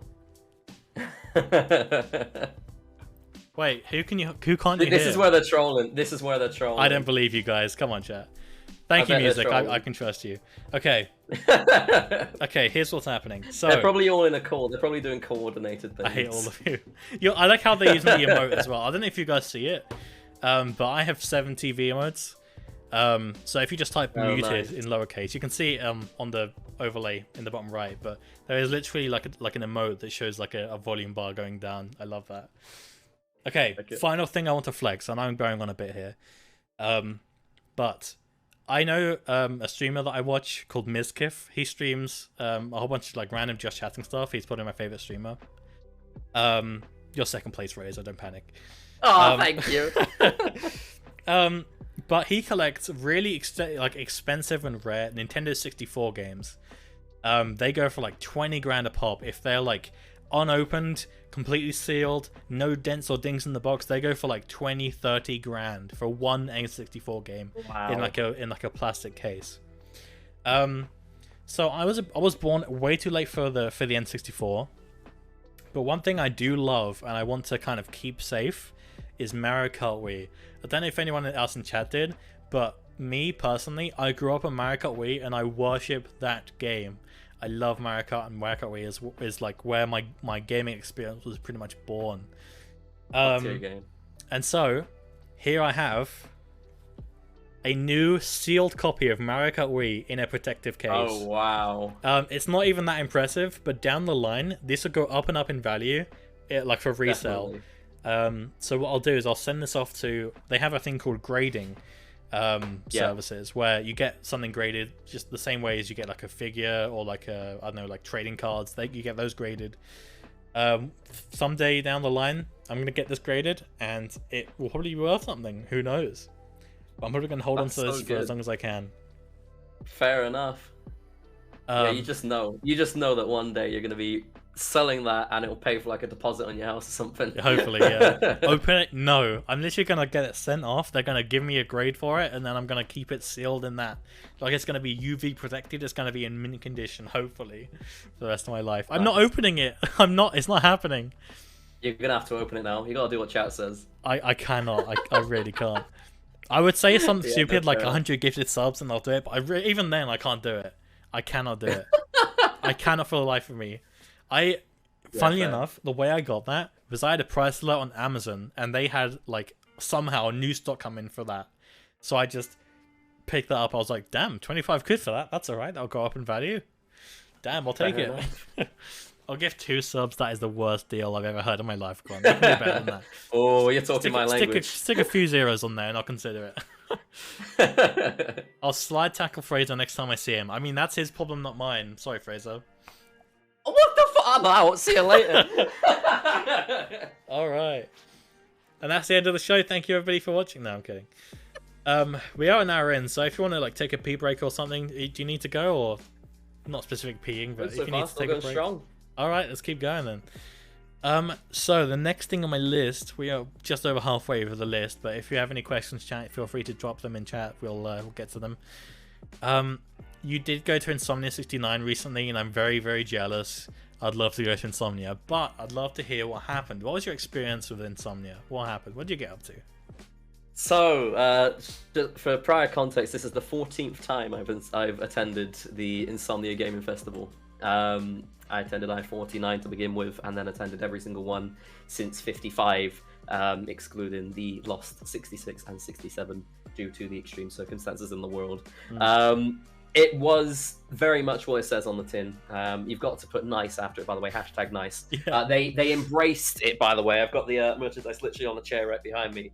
On the back of the hoodies, it literally says hashtag nice. Nice, I'd have to get that. Yeah, I wish it was I a would, must. just I for never that. buy the merchandise, at least at full price, because what they normally do is like 2 or 3 Insomnias on, is they sell on the previous Insomnia's merchandise at a discounted rate just to get rid of stock. Yeah. So normally I just wait for that, but no, for this time I just had to. You have to. It's Yeah. I-69 after all.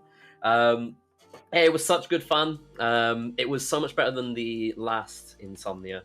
The concern from last Insomnia was that it was a little bit smaller. There wasn't as many brands there. It just felt like you go into yet another con with various different somewhat related things, obviously gaming zones and stuff. But the one thing that makes Insomnia really exciting is not just the esports stuff that's going on, because they're very big on their esports. They've maintained that. Not just the stage shows, but it's also the brands that are there. Because you get to try out new games. Nintendo was a massive attendee previously, allowing you to play new and upcoming releases, like the test versions of upcoming releases on Switches. And I would basically frequent that store throughout the entire event because it was so good. Yeah, I would too. You know me, I've been a huge Nintendo guy, so. Of course. So the concern was that I-69 was going to be just as small as the last one and not have as many brands attending. I-68 and I-69 were the first 2 events that this new company has ran. It used to be owned by a game, but now it's been overtaken by this holdings company. I forgot what they're called, to be honest. So my guess is they didn't necessarily have the same contacts as they had before with Game. So I was a bit concerned, is it going to be the same? Is it going to be equally as bad, or not as good as it was before, as like I-65? But no, it was good. I really enjoyed it. I spent so much time in the hall this time around. I go for a mixture of the events and also the community. It used to be a case of me and Matan, also known as Zero Man, who was in the chat earlier. It was just the 2 of us that would attend each and every one, and up to other people to come and join. But in recent years, like the last 3 or 4 Insomnias, maybe 5 now, we've had a much bigger group, and it's been getting to like 10, 11, 12 people that would regularly all come up in a group, and obviously meet up with other people in other groups. I meet up with so many people, and it's not a way of saying, I got so many friends. That's not what I'm trying to say. It's a way of saying I love going to meet up with everybody, because it's a fantastic excuse to go and see everyone in a very convenient location, being in the centre of England. So people that you just wouldn't otherwise interact with on a regular basis outside of social media and on streams. It's just fantastic to go and meet up with them. So that's the other half of the reason why I go there. So as with previous events, Aiden and a couple of other people are always the mad lads. There's always a penthouse at the Hilton Hotel that we normally get as like the hub for hanging out. So we're chilling in the penthouse for a bit of it as well, which is fantastic. Spent a lot of time in the hall. We had a pub quiz on Friday night, which as always ends up a little bit messy. But I always like to use it as a good time to go and talk to everybody as well. I do what I call my walkabout later on throughout the pub quiz, so I can go and see other people on every other table. We got, by the way, this is a flex. We got table 69 at I-69. Oh, nice! That's some luck right there. Holy shit! So we were well happy that we got that. Nice. We know that everybody was trying to get it as well because in the Insomnia Discord they were saying, "Ah, crap! Insomnia table 69 is taken. Crap! I really wanted that." But no, we managed to get it. Just swap the signs around. Just steal the sign and swap Yeah. it someone else's. Yeah, no, that's true. We could have stole it. But no, we managed to get table 69 anyway, thanks to Will, who's commented there in the chat. Nice. Shout out to Will. He was the organizer of the table there. No, it was Nice. really, really good. Late night again. Good times, good foods, good company. And then on the Saturday night we were out to casino. Sunday night we were out to casino again. But throughout the Sunday we were just trying to, at least me and Aiden, were trying to get as many free things as we possibly could throughout the hall. I ended up leaving the hall with 81 sachets of Sneak Energy. Oh my god! How did you accumulate 81 for free? So what they would for free, mind. On the Friday and Saturday, they were giving away one flavor per person as part of their little goodie bag. But Sunday was the final day, so they just were like, right, pick a mix, aim for 3 or 4 people. So naturally, I was going, all right, 1, 2, 3, 4, cool, 6, and just taking that of each flavor. Nice. So I ended up leaving with 81 sachets of Sneak. So there's no way I'm getting through all of it. There's absolutely no way. But it's given me a good opportunity to get through the flavors, see which ones I like. I've only done 2 at the moment, and they are really nice, to be fair. Nice. But it's going to last me absolutely forever. You might be able to see it, I don't know, but there's a little army dog tag hanging from I can see that. Yeah. From the shelf there. It says FraserIRL on it. A couple of other goodies as well. We've got, one second. This was kind of thanks to Kai because he managed to get a couple of goodie bags. There's, what is this? Some like pink socks, Fast Shark Games socks. Damn. So there we go, 3 socks there. Nice. We got a pin badge. There's also, this one's actually one of the fun ones. There's a little Intel plushie of a CPU. Oh, that's so cute. So yeah, that was part of the goodie bag as well. Yeah, there was loads of free things that we could get. Do you know what? You can stay down there for now. Loads of free things that we could get. So it was just a case of trying to ransack the stores and seeing what we could get from it. That's so awesome. But yeah, it's half for the event and half to meet up with everyone, and it was such a good time. So much good company, so many good memories made, so much good food.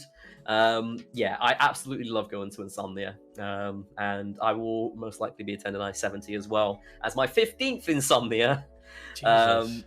Yeah, I would totally recommend it. It's just, even if, you go around the event, you could probably do the event every single time in one day. So you could only buy like a day ticket if you wanted to. But even if you did that in one day, it's just nice to chill around the area for the weekend. You've got Resorts World nearby, you've got the Bear Grylls Adventure nearby. If you're lucky, you can obviously hang out in each other's hotel rooms and just have a really good time with each other's company, because it's not every day you get to hang out with quite a lot of people. Yeah. I'm lucky to have Aiden that lives nearby in my area, so we could just go and hang out when we want to. Go travel to and from places to meet up with other people in major cities. But there's some people that you just don't ever see, so it's fantastic to go and meet up with people, and also get to meet up with quite a few of the community as well, that watch the streams, previously watched the videos. It's always fun to do that. It's one of those things where you never expect it to happen, then suddenly somebody comes up and it's like, oh my god, it's you, hi, how's it going? It's so nice to be able to do that. So I would love to go, man. I really want to go. Maybe next time. Alice as well. Alice, Alpha Glitch Girl, also brought some of her home baking, because of course she's a baker at home. So Oh, she of brought some course. lemon drizzle and chocolate brownies. And oh my god, top tier, best lemon drizzle I've ever had. So good. Oh my god, it's fantastic. Double chef's kiss. So amazing. Tell you what you need to do. You need to get a sponsor. Why don't you just like put her logo in the background of your shelf or on your stream or something? Just have her sponsor. Oh, you and I then would link love that. straight. Have like a promo code or like a I don't know. Figure it out. Sponsored by Alpha Glitch Jar Bakes. Let's do it. Yeah, dude, that'd be awesome. I need a sponsor as well. If it's not Straight Shooter Legends, I'm sure we can get Alice. Damn, I really want to go to Insomnia, but I don't know if I could justify the price. I'd have to travel. I'd have to get a hotel. I would love to go. I'd say it's worth it. Even if you only did like 2 days and stayed for one night or something. One of the things that I did for this Insomnia, can't forget Fight Night from Thomas. We ended up watching the KSI fight and realized that the final fight was absolutely rubbish. I don't know if you watched it, but I heard was people were so upset with it. embarrassing. It was so embarrassing for JJ. This professional fighter was just running, essentially. Oh. And it was funny, don't get me wrong. We were laughing at the fact that he was running, but it was so embarrassing because JJ's first fight, which wasn't even the main fight, was so much better with Swarms. But yeah, that was good. Anyway, what was I saying? Even if you go for like one night, or I always publish in my Discord server a bunch of like cost saving tips. So don't stay on site at NEC because it's really expensive. I know I go against that myself, but we always try and book the cheapest we possibly can when we can. Staying in Birmingham and getting the train backwards and forwards is so much cheaper. Even if you did something like that, staying in central Birmingham and just get the train in, get the train out once you're done with that day, get it back in for the second day. It's so much better to do it that way because you're still having a good time. And you can stay late. The trains do run, unless you're doing pub quiz, then it might be a bit difficult. But the trains do run till almost midnight, so you can leave it really, really late if you just want to hang out, have a good time, and then travel back later on in the evening. Fair enough. All right, massive tangent there. That's all right. No, go ahead. If we just went straight by my if we went straight by my bullet points, why is that so hard to say? We would have finished ages ago. Sometimes my brain just shuts down, restarts in real time. Good lord. I can hear the Windows XP restart theme already. Yeah, exactly. We've got the visuals, and now I've got the sound in my head as well. Speaking of events that you've been to, I saw on your website that you've hosted the Nethermind gaming event. Do you want to tell us what that's about and what you did? Yeah, so Nethermind doesn't exist anymore, but back in its time, it was kind of like part of the unofficial Minecraft events that were running. There was Nethermind, which sounds like the word Nevermind, but the word never is nether, like Minecraft. There was Mindvention. There was a couple of ones which obviously received very bad publicity for being a fake. But for the UK ones, Mindvention and Nethermind were the two main ones in the UK. I'd attended previously as a guest. They invited me. I think it was the first thing. Oh no, except for Minecon, it was the first community event where I had been invited as a special guest to the event. So it was nice to go and have a bit of an influence as to who's going as well, because at that point the subscribers, the community that we were in, because at that time I was part of a community named known as Team Cubed, it was nice to have an influence as to like part of the community that was going. There was a lot of people who were there at that event for Team Cubed, and it was really, really exciting to be able to see that, and really exciting to have so many people come up to you for you. And so that was the first time, but then I was invited back to the second one, I think it was, as a smaller stage host, because there were like two stages. There was main stages, and there was the fun game zone stage, and I would do the fun game zone. But then for the third one, I was invited back. I think I might be wrong with the timings. Yeah, I was invited to host the event and actually be main stage presenter, which was really exciting, to be honest, because I've always had an interest in like speaking and hosting in radio and TV, that sort of stuff. Yeah. And obviously this is not radio and TV, but it's kind of on the same wavelengths of hosting something, leading something, being that vocal director of something. So to be able to have my first experience doing that, bear in mind, it was like I was jumping into the deep end beyond what I was doing with Twitch and YouTube at the time. It was a bit like that was the first ever time where I'd done a proper full-on hosting of something, and I feel like it went really well. I was really happy with it. And it's my first proper. It's probably like one of the only two things that's on my portfolio for proper public speaking. But beyond that, yeah, it was super duper exciting to be able to do that. I'd love to do more things. If there's anybody out there that's somehow hosts an event, get in touch. I'd love to do it. Yeah, I will get onto Minecon. That one thing you did notice, but Music Section did say, what event might you be attending October 14th and 16th? Do you wanna plug anything by any chance? I'm not. Really, you're not going for it? I think it's TwitchCon San Diego, if I'm right. Let me just. Wait, you going to TwitchCon? No, I'm not going to TwitchCon San Diego. I think that's what he's on about. No, it's not. It's not. Is it not? No. Do you wanna have another guess? No, yes, I am going to an event on the 14th to 16th. Sorry, I forgot the dates. Yes, I am attending a virtual convention between the 14th and 16th, also known as CubedCon. Yeah. Also known as the Minecraft version of Minecon, essentially, where everybody gets together, the whole Minecraft community gets together, and has a fantastic time on Minecraft, sharing the love of Minecraft and blocks and everything. I've attended quite a few times. I believe, I mean, this is not officially announced yet, but I think I'm fine to mention it here. I think I might be attending as a guest. So, I will. This isn't a scoop, I guess. Yeah, don't tell the CubeCon people that I've said that because they might get mad. Do you know what? No, Nath is CubeCon. That's fine. I've said it with his permission, haven't I, Nath? No, I'm gonna get clipped. No. Anyway, regardless, I'm going to be going to CubeCon on between the 14th and 16th. So yes, that's what I'll be attending between the 14th and 16th. I really thought it was TwitchCon San Diego. That's literally the week before, 7th to the 10th. Okay. So it's a good thing that CubeCon didn't happen on that weekend. Otherwise, there might be a conflict of attendance. But no, I'm not attending that anyway. CubeCon though, I will be there. Yes. So yeah, for those that don't know, I have linked it in chat. CubeCon is a massive. Basically, if you take Minecon, put it on the Minecon server, that's kind of what it used to be. It used to be called Minecon Server Edition. But it's called CubeCon now. It's an event for charity. Basically, you log onto this Minecon server, and there are booths, there are games, there are guests, there are panels, there are streams. There's so much going on, all in one massive weekend, and it's all in the name of charity. And I am helping out with it. I'm a moderator, but I also do some panel stuff. I do social media for it. I've helped with making trailers.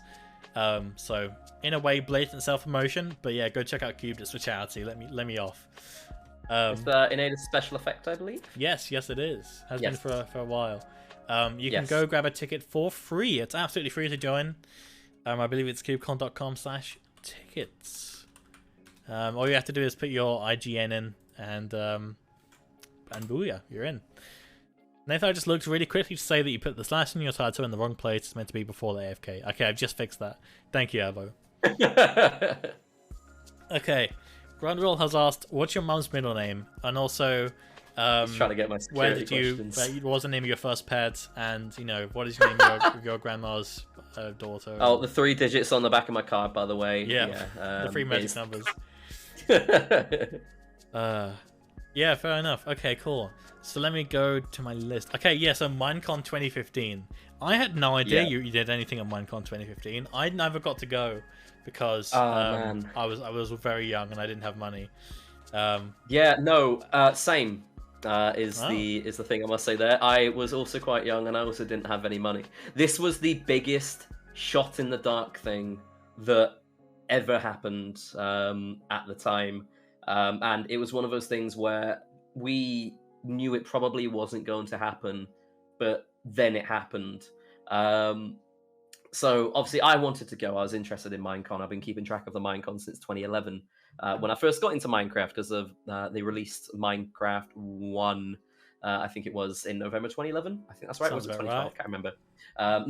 2011. That's right, because that was the Creeper Red Cape. So I've been keeping track of it since then, being a Minecraft fan that I was and am. And it's always been in my head that I wanted to go to one. I remember vividly the Minecon 2012 ticket purchasing page because it was just this really nice silhouette of Paris, and there's some French lady just singing in the background, and I was like, oh my god, I'd love to go. And I was staring at the page, being the young person I was. I think I was 14. That would make sense in terms of timing. I think I was 14. I was staring at it and I was like, I'd love to go. There's no way I would ever be able to get my family to afford this for me, or even justify it, because it was like 150 euros, 130 euros. It's always been a really, really expensive event. but yeah, in 2015, that's when I started meeting up with people. Not in person, but I started meeting people online. It was actually this is actually where it comes a little bit full circle here, and why partially one of the reasons why I continue to attend Cubed. If it wasn't for Cubed, also known as Minecon Server Edition at the time, and the TeamSpeak there, I wouldn't have met the one person that ended up introducing me to the next person, who then introduced me to the next person, and ended up, me becoming part of the community I'm in today. Yeah. Which is quite crazy because I always used to make booths and stuff at Minecon Server Edition. So I was contacted by this one person. They said, "Oh, I think I recognize you from someone." I was like, "Oh no, not sure where," because I only had like 300 subs at the time. We just got talking off the back of that. And he would then introduce me to this person, and then this next person would introduce me to Kai, who obviously hosts the podcast with me and is a friend. And then you just, you meet people through people all the time. But if it wasn't for that one random approach of him talking to me and just saying, "I think I recognize you," then I may not even be here today. Yeah. Because that ultimately set it off. I was shy. I didn't want to talk to people. I'd like to get involved in the TeamSpeak and listen to the fun of just people having a good time. I think who was it? There was this Minecrafter who also had like this voice changer and started singing with voice changer. I can't remember who it was. Oh my god, I do remember being there. Was it one year. Fantabulous? I think so. Yeah, I think I was in that voice chat actually. I vaguely remember hearing that. I think it was Fantabulous that had a voice changer on and was singing with a voice changer on. And if it wasn't for me being there and him then also like sending me a message saying, "Oh, I think I recognize you, do you want to get in touch?" and then adding on Skype. Beyond that, I genuinely don't know if I would be here and if things would have worked on with that, because that's ultimately where it all started. So that's why Cube has a special place in my heart, because that's where it all begun for me. So anyway, I met this one guy who introduced me to the next person, who introduced me to the next person. That one guy was called Jaguar Films at the time. He no longer does YouTube, but he was called Jaguar Films at the time. So I met him through there. And he was starting up a Minecraft channel. He closed down his old channel, and then he started up a Minecraft channel where he's going to do Minecraft role plays and Minecraft fun story-based videos. He recruited a couple of other actors, Minecraft body actors, called Real Squig and Piper Games, and there was plenty more people as well. But ultimately, it was him being the main guy. I was the fun, adorable little sidekick, because at the time I wore wolf skin, so I'd be like the little wolf mascot that would, run around play games as well with him. And then eventually Piper and Squig became recurring characters. Anyway, so we did that for a few months, and then Mojang opened up applications for panels, and he came up with the fun idea of, what if we talk about Minecraft role plays and Minecraft Online, the influence of Minecraft YouTubers on people. I can't remember the official title. I think it's the Family Guide to Minecraft on YouTube. That was the official title. That's so true, Thomas. Literally, if it wasn't, it's so true how much of a knock-on effect things have. Like what you do. I think I finally got it working, by the way. An hour and a half into the show, I finally got the featured chat thing working. Thank God for that. Hold on, it'll be perfect for the next ones. Oh. Anyway, so he had that ambitious idea of applying for a panel, which was then eventually called the Family Guide to Minecraft on YouTube. And we pitched it as this one where we're going to essentially bridge the gap between parents having sweet FA about what goes on when kids are watching Minecraft on YouTube. Bear in mind, we're not professionals, we were amateurs. We knew what we were talking about because we were essentially both consumers and creators of that sort of content. But we were kind of like the smaller middlemen and women trying to bridge that gap and then put things across and say, these are the moderation things you can do, essentially, with your child watching kids content on YouTube. These are moderation things. This is what you should look out for when you're online. This is how you know who's reputable, who's not, so on and so forth. So we pitched that idea. And then I think it was 3 weeks before, or it was either 2 or 3 weeks before Minecon 2015, Mojang replied and essentially said, "You've got the panel." Nice. Wow. So the biggest shot in the dark ever of the thing which is most unlikely to happen ended up happening. So we'd gone from people who enjoyed Minecraft, we were amateur creators ourselves, and we wanted to do something fun and something ambitious. Ended up working in our favor. We were then connected with David Hewlett, who is the actor on Stargate, one of the actors on Stargate, Wow. and various other TV shows, and he was our panel moderator. Oh my god. So we had a couple of calls with him on Skype, and we were just like, this is becoming a bit real now. Because suddenly we're connected with a celebrity who would end up being the relatable panel moderator, because he has a son called Baz, and he was kind of like, I'm going to act as the parent, he can act as the child, and you can also act as the creative middle people to essentially make this a full, well-rounded panel so you can have all perspectives. And we pitched the idea to him, and he's like, that's absolutely fantastic. This makes sense that I'm a moderator on this panel. So from that point onwards, we had 2 to 3 weeks to put an official panel schedule together, to put together 60 minutes worth of content, to talk to a bunch of people in the hall about in the London Excel for a Minecon. And I'm like, yeah, it's just the craziest thing that could have happened, being somebody who was dreaming of going to Minecon to suddenly, I'm going to Minecon and it's completely free. Yeah. So behind me, I've got the 2 things here, because obviously everybody gets an attendee badge. So there's my attendee badge there, but then I've also got the one-of-a-kind rare panelist badge there. God. So it's crazy to be in that position where it's like, crap, well, you kind of feel like a nobody trying to be a somebody in a way, because we were so small. I had a few hundred subscribers, he had a few hundred subscribers. Kirsten and Piper had like 100, 200 subscribers at the time. We were all so small, talking about something where we had the experience. We had a well-rounded, well-thought-out panel, and it went really, really well. People really enjoyed it and thought it was really beneficial. So clearly we knew what we were talking about. But for us, it was kind of like, we're doing it. We know what we're on about, but fuck, this is a big responsibility. Yeah. But yeah, it was just crazy to be able to do that, have that opportunity for them to take a gamble with us.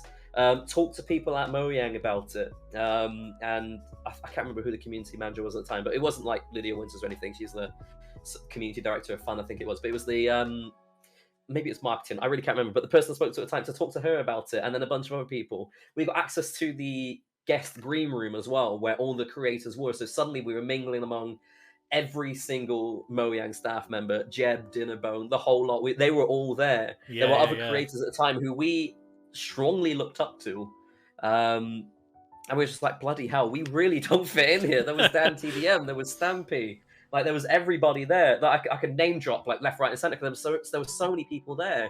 And this was also part of the inception of when Kirsten and Piper, Squig and Piper, did YouTube content. This is kind of the start of the inception of their popularity on YouTube, because they went up to Stacey Plays, who was a guest at the event.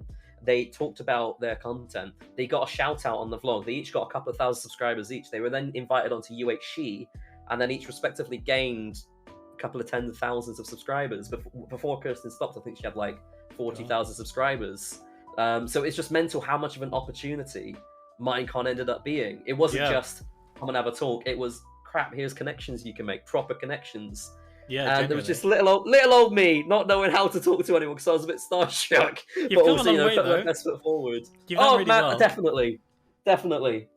Yeah, you know what's funny? Yeah. The people from some of the people from Cubed, George and I think maybe Callum, I can't remember exactly who. They said something very similar. I can't remember exactly why, but I think they were let through to. I don't know if they were doing the security or like volunteering. I think they were doing volunteering.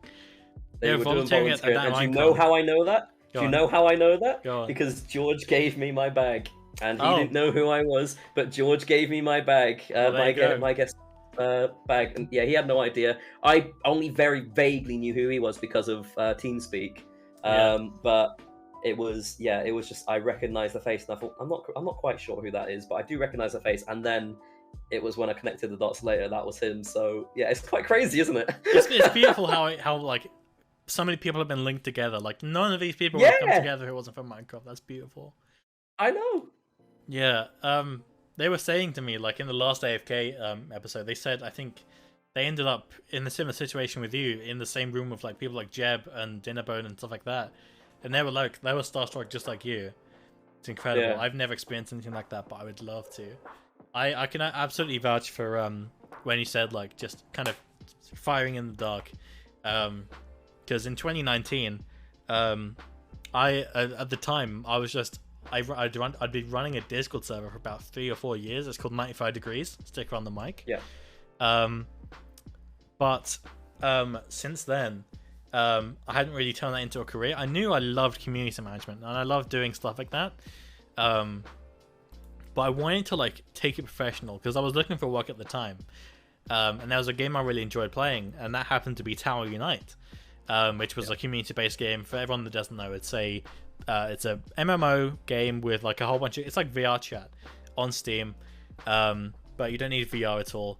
You know, there's a virtual casino, an arcade, there's roller coasters, you can build stuff. It's a huge game, and I highly recommend it. It reminds me of the PlayStation Hub or PlayStation Community PlayStation game. Home, exactly. It's like you could, that's it, home, that's it, where you could go and play games, play bowling. Exactly. It's kind of like the re-inception of that. I think, was it from Gmod in the end? It was Gmod port to Tower Unite. But it just, that's how I linked them together. And when I found that game, when I was introduced to it, because I think it's Aiden in the chat that he introduced me to it. He's one of the Patreons of it, and obviously you were the community manager. He introduced me to the game, and I was like, wow, this is the exact social game that I remember absolutely loving and rinsing hours into when I was playing on PlayStation. Sorry, carry on. Yeah, that's okay. So yeah, it was summer of 2019. I was like, honestly, I really love this game, and I would love to help out. So on a whim, I reached out to this tiny team of like 10 people who made the game, and I said, hey, the Pixel Hell Games, they're the company who make it. I said, hey, do you need a community manager or like a video editor by any chance? Because I can do that for you. And I linked like some stuff I've made, such as some events from my main Discord, 95 Degrees. And they actually responded. Like I DM'd them on Discord saying, hey, did you see my email? And they literally responded like on Discord minutes later saying, yeah, actually we were just talking about you. We'd love to bring you on board. Would you like an interview? And long story short, in 2019, I became the community manager for Tower Unite. So if you look on Steam, look for the main game trailer, I made that. When the arcade first dropped, there was a trailer that came out, I made that. I've done loads of videos for them on the YouTube channel. Unfortunately, I'm not with them anymore, but while I was there, it was awesome. I made so many connections. Amazing. And then from there, I kind of, I made more connections through Tower Unite. Immediately after leaving that, I moved over to KubeCon. And I was like, hey, I've worked with this company in America, I'd love to help you out. And so they brought me on. So it's kind of one thing that leads to another, leads to another thing, leads to another thing, right? It's incredible how all of these tiny coincidences can go so far. It's incredible. Literally. It's incredible. Good stuff. I never knew that. Yeah, I'm a huge Tower Unite guy. I'm not anything to do with the company now, but I do play the game still time to time. I was kind of the bridge between the devs and all the players. I did loads of stuff for them. It was awesome. I think I remember watching the trailer when Aiden was introduced me to the game. I think your name appears at one point, doesn't it, within the trailer? Yeah. I think you do like a stealth part of it, and I was like, oh my god, I bet that's not the guy I recognized from Cubed. I'm not too sure if it's that. But then I was like, oh crap, no, it is. It literally is, because when you just see a name, and at the time, obviously, I didn't know you too well, but I recognized your name being part of CubeCon when I was introduced to it last year. And yeah, sure enough, it was you. Yeah, literally. So at the end of the trailer, I remember it. I got to credit myself, so I just put in teeny tiny little text, trailer by ThisIsntNath, and that'll be it. Oh god. But if anyone wants to hire me to be your community manager, hit me up. I'm or if you want to sponsor me, if you want to sponsor the stream, I will shill anything. I'll need to message Alice about her cakes. But yeah, there's pretty much a couple more things I want to talk about, and then I'm pretty much done. Remember, chat, if you want to ask any questions to Fraser, it could be anything you like. Just drop it in chat with !ask, and we'll get around to it. I did see on your website, I can't remember the context of it, but you said you did stuff with the Gadget Show Live as well. Do you want to talk about that? Yeah. So yeah, that isn't as it's not as extravagant as all the rest of it. Gadget Show Live was another one of those shot in the dark ones where I was some sized content creator at the time, and being a content creator that was somehow accepted for press at one of the Insomnias, I thought I'm just gonna try my best to see if I can be accepted for guest at Gadget Show Live. Bear in mind, I'm a gaming creator. I don't focus on technology other than my love and passion for technology. I haven't introduced it as a video or anything. I just thought, let's see what we can do. So yeah, I applied for press along with Kai to the Gadget Show Live, and they just accepted us as press. So we got free tickets to the Gadget Show Live at the NEC. We got an hour early press access, so basically no queues to do all of the cool things before it opened up for everyone else, and then everyone else was doing all the cool things, and there was full-on queues for everything. It was another one of those stab in the dark ones where it's like, I'm not sure if I can execute this. Will I be able to fulfill the role of somebody in press? But yeah, sure enough, we managed to get it. So yeah, that's all it was. Just one of those extra press things. Basically, anything I've done has appeared up here. So there's Nethermind creator there. There's Nethermind creator there. There's another Nethermind there. It was 3. Oh my god, I wasn't going crazy.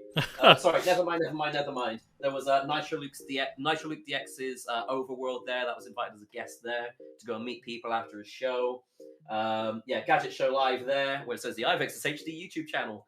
Throw back to the past there. And yeah, Insomnia one there. So everything that I've done is up there basically. So yeah, a very minor thing for the Gadget Show Live, but obviously the publicity from it. At the time I had a blog on my iVex's HD website, so there was a blog on there doing the pressy reviewy side of things that I don't have traffic on that website and never had, but you know, to publish the written thing that they wanted as well as the video that I applied with and said I'll do this. Yeah, that's ultimately what it was, just for the video and attendance and that sort of stuff. Nothing extravagant, but free ticket, that's all I could get in my head. Yeah, I mean, that's you tried and you got there. That's a win in my book. Yeah. If the last like 30 minutes of the stream can serve anything, it's just, you know, even if it's a stab in the dark, go for it. You never know what can come out of it. Literally, I think that's the biggest thing I've learned from being online. You don't know what you're ever going to get. Being online is such a weird variety, a weird varied world that you're in, and you never know what's going to approach you at what times. You can literally be riding along for years. Let's just say you have 100 subscribers, and then suddenly, bam, one video literally gives you 1,000 subscribers. It's quite crazy how explosive things are, and literally any little thing can present any opportunity. Sky News being the main one where I never made it to go on TV, but then it ended up being on TV. Applying to Minecon, it's like, well, that's a massive game company selling millions of copies of Minecraft, and suddenly you're at Minecon. It really is a case of, if you think you can do it, or if you think that you have a shot at being able to do it, even if you don't have confidence in yourself, and you end up building up that confidence when you get the opportunity given to you, just do it. Just give it a go. There's a second thing that I've never mentioned before, because I've never needed to, because it never went any further. But I was actually accepted for a second panel at Minecon 2016. Oh, wow. As I was, at the time, I was in contact with some renderers and 3D Minecraft animators, and they wanted to bring that to Minecon 2016. They were accepted, and then unfortunately the offer was withdrawn for some reason. But I was going to be on that panel as well. So, you know, it's one of those things where I didn't do 3D rendering, I didn't do modeling or animating or anything like that. But they wanted to get me roped in because of the previous experience I had with hosting a panel. I knew them personally, so it wasn't just like hey, you there, you come help us with this. It was their friends. They saw that I'd done it before. They're going to give it a go. And then, yeah, they got accepted, but I got withdrawn. So, yeah, you never know what you're going to get. Give it your best shot. And put your best foot forward. The confidence really shines through. I feel like if there's any one thing you can do in life, and this isn't to be Mr. Inspirational Speaker here, is if you can be confident, or if you can act confident to get something, not like to say, oh, act confident to just bring things to your benefit, you know, don't do that. If you feel like you can do something, but you're not sure whether you will be able to do it because you don't think you're going to be able to do it because it's such high competition, just give things a go. Give it a go. Throw that pebble in the pond. Throw that needle in the haystack, because you never know. You could be picked out and you could Yeah. really shine compared to other people. I really went on a massive fucking tangent there. I But I was trying to honestly- say such a simple thing. Give it a go. After that, no, genuinely. After that, I'm going to apply to like 50 competitions. I'm going to apply to 100 jobs. I am so inspired right now. You have no idea. Oh, brilliant. Good lord. Okay, so music technician did the command wrong, but I think I can still bring up the message. I've pushed the button. Whether or not it appears below here is something else. I've pushed the button. I just have to wait and see if it pops up. But we're going to ask it anyway. Music technician asks, fried eggs sunny side up or flipped? Oh, that's a tough question, isn't it? Flipped. Definitely. Really? Flipped? Yeah, I like a good sealed fried egg because then it oozes out when you cut it in half. Fair enough, fair enough. Obviously, it Grumble can ooze asks, out from the top as well, but yeah, it's just more satisfying. fair enough. Grandma asks, what's your favorite Minecraft server host? Not sponsored, heavily biased, because said man works for the company. Shockbite. Fair enough. I am biased because I help put up KubeCon, but Sticky Piston, go check them out. Can't remember the website. I'm not good at sponsors. I need think to learn they that. do Twitch streams as well. StickyPiston.tv. Oh yeah, I think Music's affiliated with them, right? I really. He can't is. Yeah, remember. no, he's a streamer for them. Oh damn. Maybe I should get in touch with Jem. Hey, by the way, I will shield your servers, and I will do anything in my power to make sure someone buys a server from you, Sticky Piston. Please sponsor me. You have no idea. Literally, I've taken it down. Usually, I have a whiteboard that says, I don't know if you can see it, but right there is a little like hook that goes on that wall. See that? Yeah. I usually have this whiteboard that goes on it, and so usually people can like put stuff on this whiteboard with channel points. This is what the last person said. Nice. I will put Sticky Piston's logo on this and put it behind me permanently. Sticky Piston, please sponsor me. I need it. Thank you. Anyway, I used to do whiteboard things as well. I think my whiteboard's still somewhere in this room. Oh, it's under the chair over there. But yeah, I used to do whiteboard things as well. But then I ended up getting too involved with it. I was writing things on it every 5 seconds. I was like, right, okay, we're gonna give it a break. We'll come back to it. We'll just pull it out for special occasions. For those that have followed my stream today, and if you haven't, please go ahead.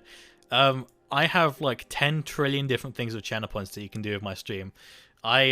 You can like make TTS Brian say anything. You can change the color of my lights behind me. You can force me to shut up. You can song request. You can skip a song. You can make me put glasses on. You can make me write stuff on the board. Another thing I added recently was a coin flip plus predictions thing, where if you activate it, it'll instantly run predictions for heads or tails, and then I will flip a coin, and then people who guess the right thing with like Twitch chat channel point predictions wins the pot. Just stupid shit like that. That sounds fun. Literally, the like my gimmick on stream is just you take something stupid and you turn it up to 11. Like literally, I like that a lot. one time I streamed paint drying, but with a twist. The twist was with channel points, people could spend channel points, and I'll put another layer of the paint you choose on this canvas, and people will watch paint dry. I actually did really well, which is terrifying. My viewers will watch anything. My favorite stream of yours, and it's ultimately how, like, I'd say we've kept in touch after, because obviously we've been kept in touch since CubeCon. We followed each other from CubeCon, but I attended the first stream I attended of yours was when you ended up calling a door company. Oh my god, yes. Or one guy on eBay that was selling like 60 doors or 70 doors, and then you called up to try and find one door and ask why people are paying like 30 grand for that many doors. Exactly. And it was that whole thing which made me like, oh my fucking god, this is the content that I fucking love. I think I subbed that stream. That's the quickest I've ever subbed to anybody. You said in chat, if you call him, I will sub, and I called him. I was absolute gold dust. That was top tier content. Thank you. That's the kind of dumb shit that I like to just run with. That's I literally pretty much could me. never. I don't have the balls. Fair enough. Okay, we're coming up to 2 hours, so let's get into the actual name of the podcast. For the love of God, away from keyboard. So, the point. We're there finally. Yeah, after 2 hours, we finally got there. So, one point of the podcast was to give different creators and builders a platform to talk about what they do off stream, out of character. What do they do off stream away from the keyboard? So let's talk about what you do offline. What do you do day to day? Do you have work, or do you work on other projects? What kind of stuff do you do? Yeah. So I'm a full-time worker. I don't think there's going to, unfortunately, I don't think there's going to be a way that, unless suddenly something massive happens, I don't think there's a way that I'm going to be able to bring content creation into full-time. But my full-time job is essentially, I am the IT turner-off for an honor. I do IT for a living for a unnamed company, and that company essentially employs me for their day-to-day IT plus networking plus sysadmin plus engineering. My official title is systems engineer, plus development, bug troubleshooter, plus now automation, which is quite interesting. So my day-to-day is basically full speed ahead IT. I've been in the same company for almost 6 years now, which is quite crazy. It was one of those companies where I was just looking for any apprenticeship. I was looking for any fucking apprenticeship to get me out of education and into something that isn't just doing retail. My first ever job in retail was a very low-end discount store, and I hated it. I really hated it. It was just to get my foot on the ladder, to get a little bit of money. And when I left, they fucked up my holiday, and I lost a week's earnings. Oh God! So really, really shit company. Yeah, that's rough. I'll keep them unnamed. For the sake of not slandering any brands, but they don't deserve the limelight anyway. So I went for an apprenticeship, and I stayed with this company, and I thought, yeah, they treat me well.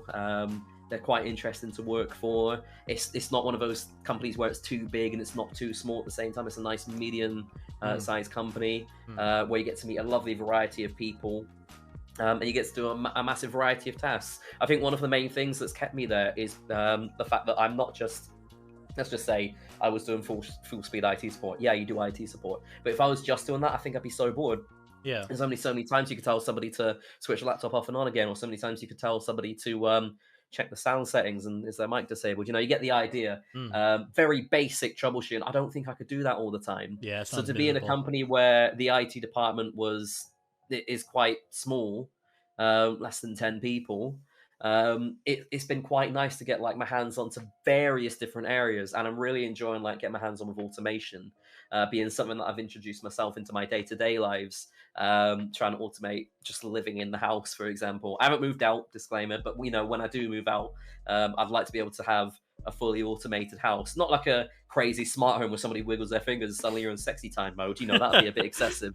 But just day-to-day things. When sun sets, turn on the lights. Maybe not now that the power energy crisis is going on. Yeah. But that sort of thing. Having that sort of automation is quite cool. That's quite simple to do, but doing that in an IT business perspective is so interesting. And to slowly evolve myself from somebody who just has an interest in IT to finding a good route into something I'd like to do professionally and take super seriously in the future. That's what I do for a living. So that's my day to day, and what I like to do with work. Yeah. Any questions? No, that was a perfect summary. I know everything about you now. Holy shit! I'm gonna write a Wikipedia article immediately after this show ends. Holy shit! Oh, brilliant! Please get me a wiki page. That gets you verified. Oh, does it? Oh, I didn't know that. Damn, I need to work on that. Ah, man. Anything for that tick. Anything for that tick. With a T, not a D.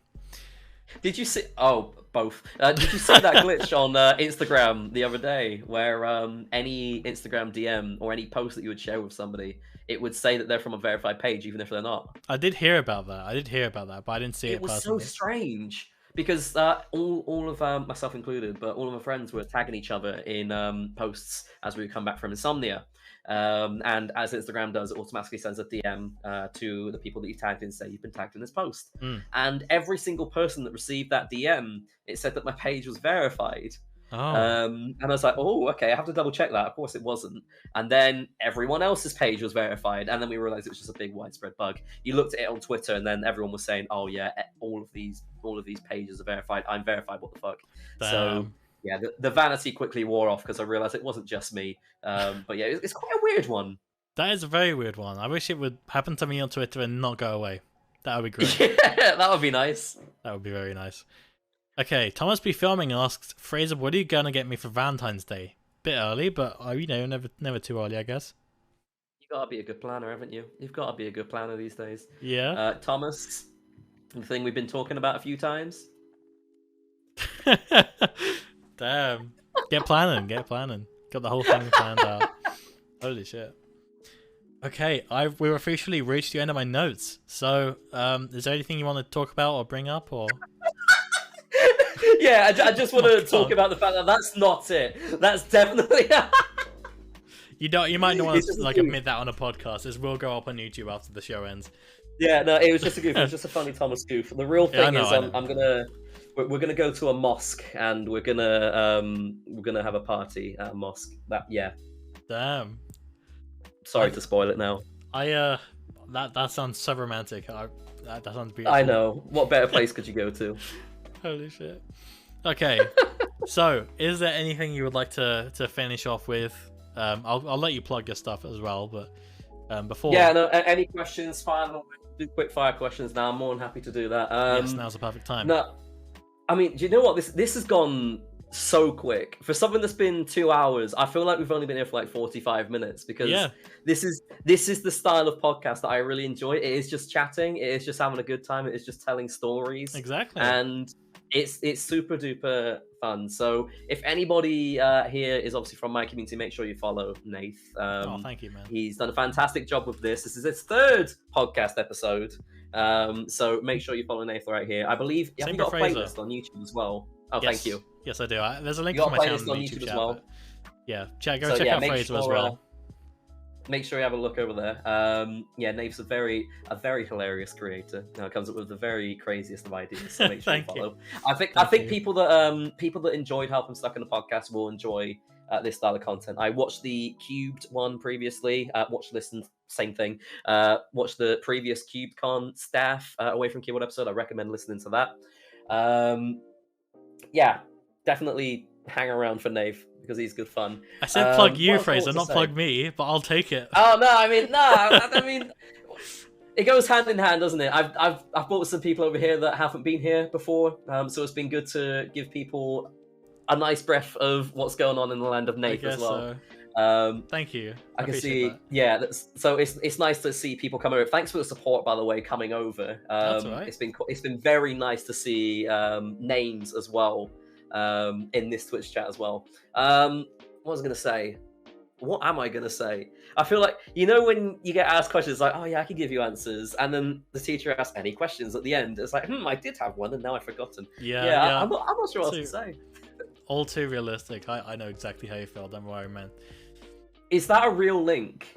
So to my YouTube channel and turn Yes. notifications. Yes, the bot expert is a real domain. I will Oh explain my god. this.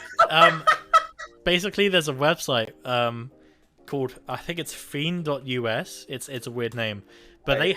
it's like an image host, but they also do like link shortening, and they have Right. loads and loads of like these weird domain names that you can just set your image links or like shorten links to.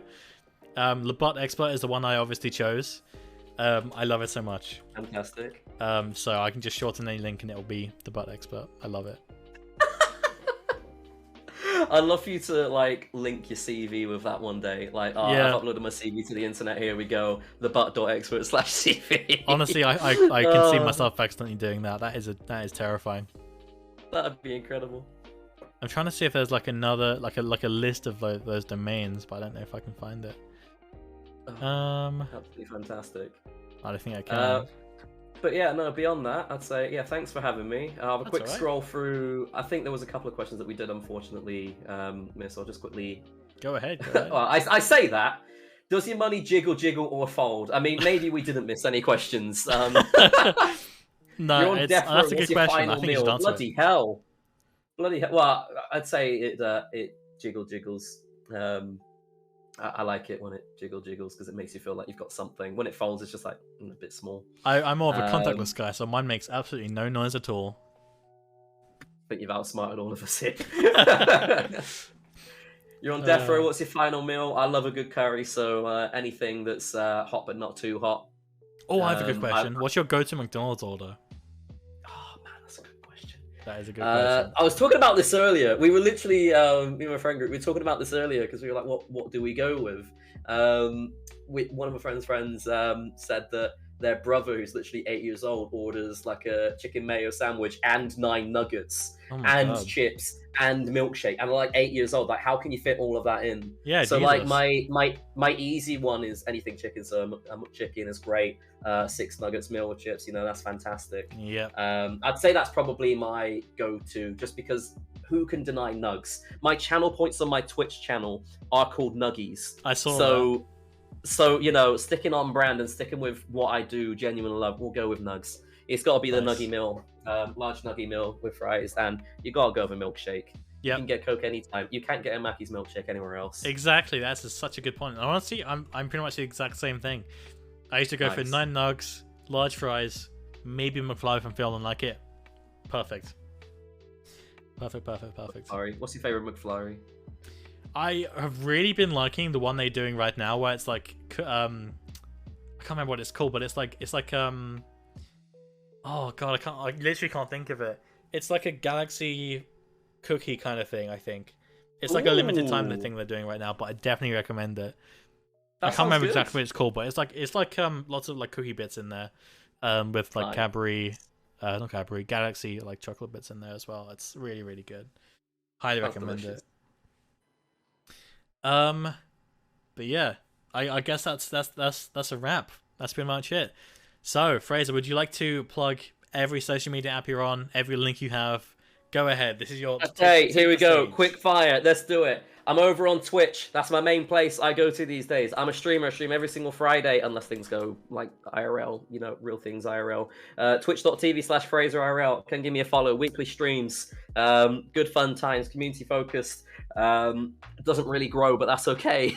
We're here for a good time, not a long time. You know, Twitch.tv. Over on Twitter, that's my main communication medium. Twitter.com/FraserIRL.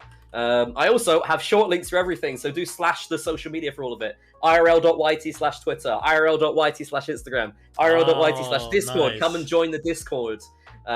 We like to chat about eating literally everything, not just food, but it's like, the weather's hot today, crispy weather. I would eat, you know, that sort of stuff, you know, cracking conversations. Yeah, Facebook. Who the fuck uses Facebook? But I am on Facebook. Facebook, Twitter, Instagram, that sort of stuff. I do have a YouTube channel. I haven't uploaded for a little while, but feel free to go and subscribe if you want to go to 10K and get the truth, the real truth, and nothing but the real truth of the silver play button, as well as history of the FraserIRL channel. We have a clips channel, which I don't really use that much of when I upload to TikTok. So irl.yt/clips, live archives, irl.yt/archive, and then TikTok, of course, where I am using it a little bit more now, just for the shits and giggles, not just uploading clips, but like, what's my bread star sign? You know, those sorts of filters. Nice. You know, I do upload to there, so come and follow me on TikTok as well for a good time. Mouse. What the hell does mouse Oh yeah, mean? sorry. I went over to Discord and my mouse appeared on the screen. I wonder if I can. Oh, right, fair enough. I can't seem to get it to work anymore. But yeah, I accidentally clicked on Discord and it like appeared up in front of your face for a second. I'm sorry. Oh, there we are. Hold on, let me. Oh, yeah, let me there go it high is. five the mouse. Why There is we it go, over give me a there? high I'm five. hovering over my Twitch chat. Why is it there?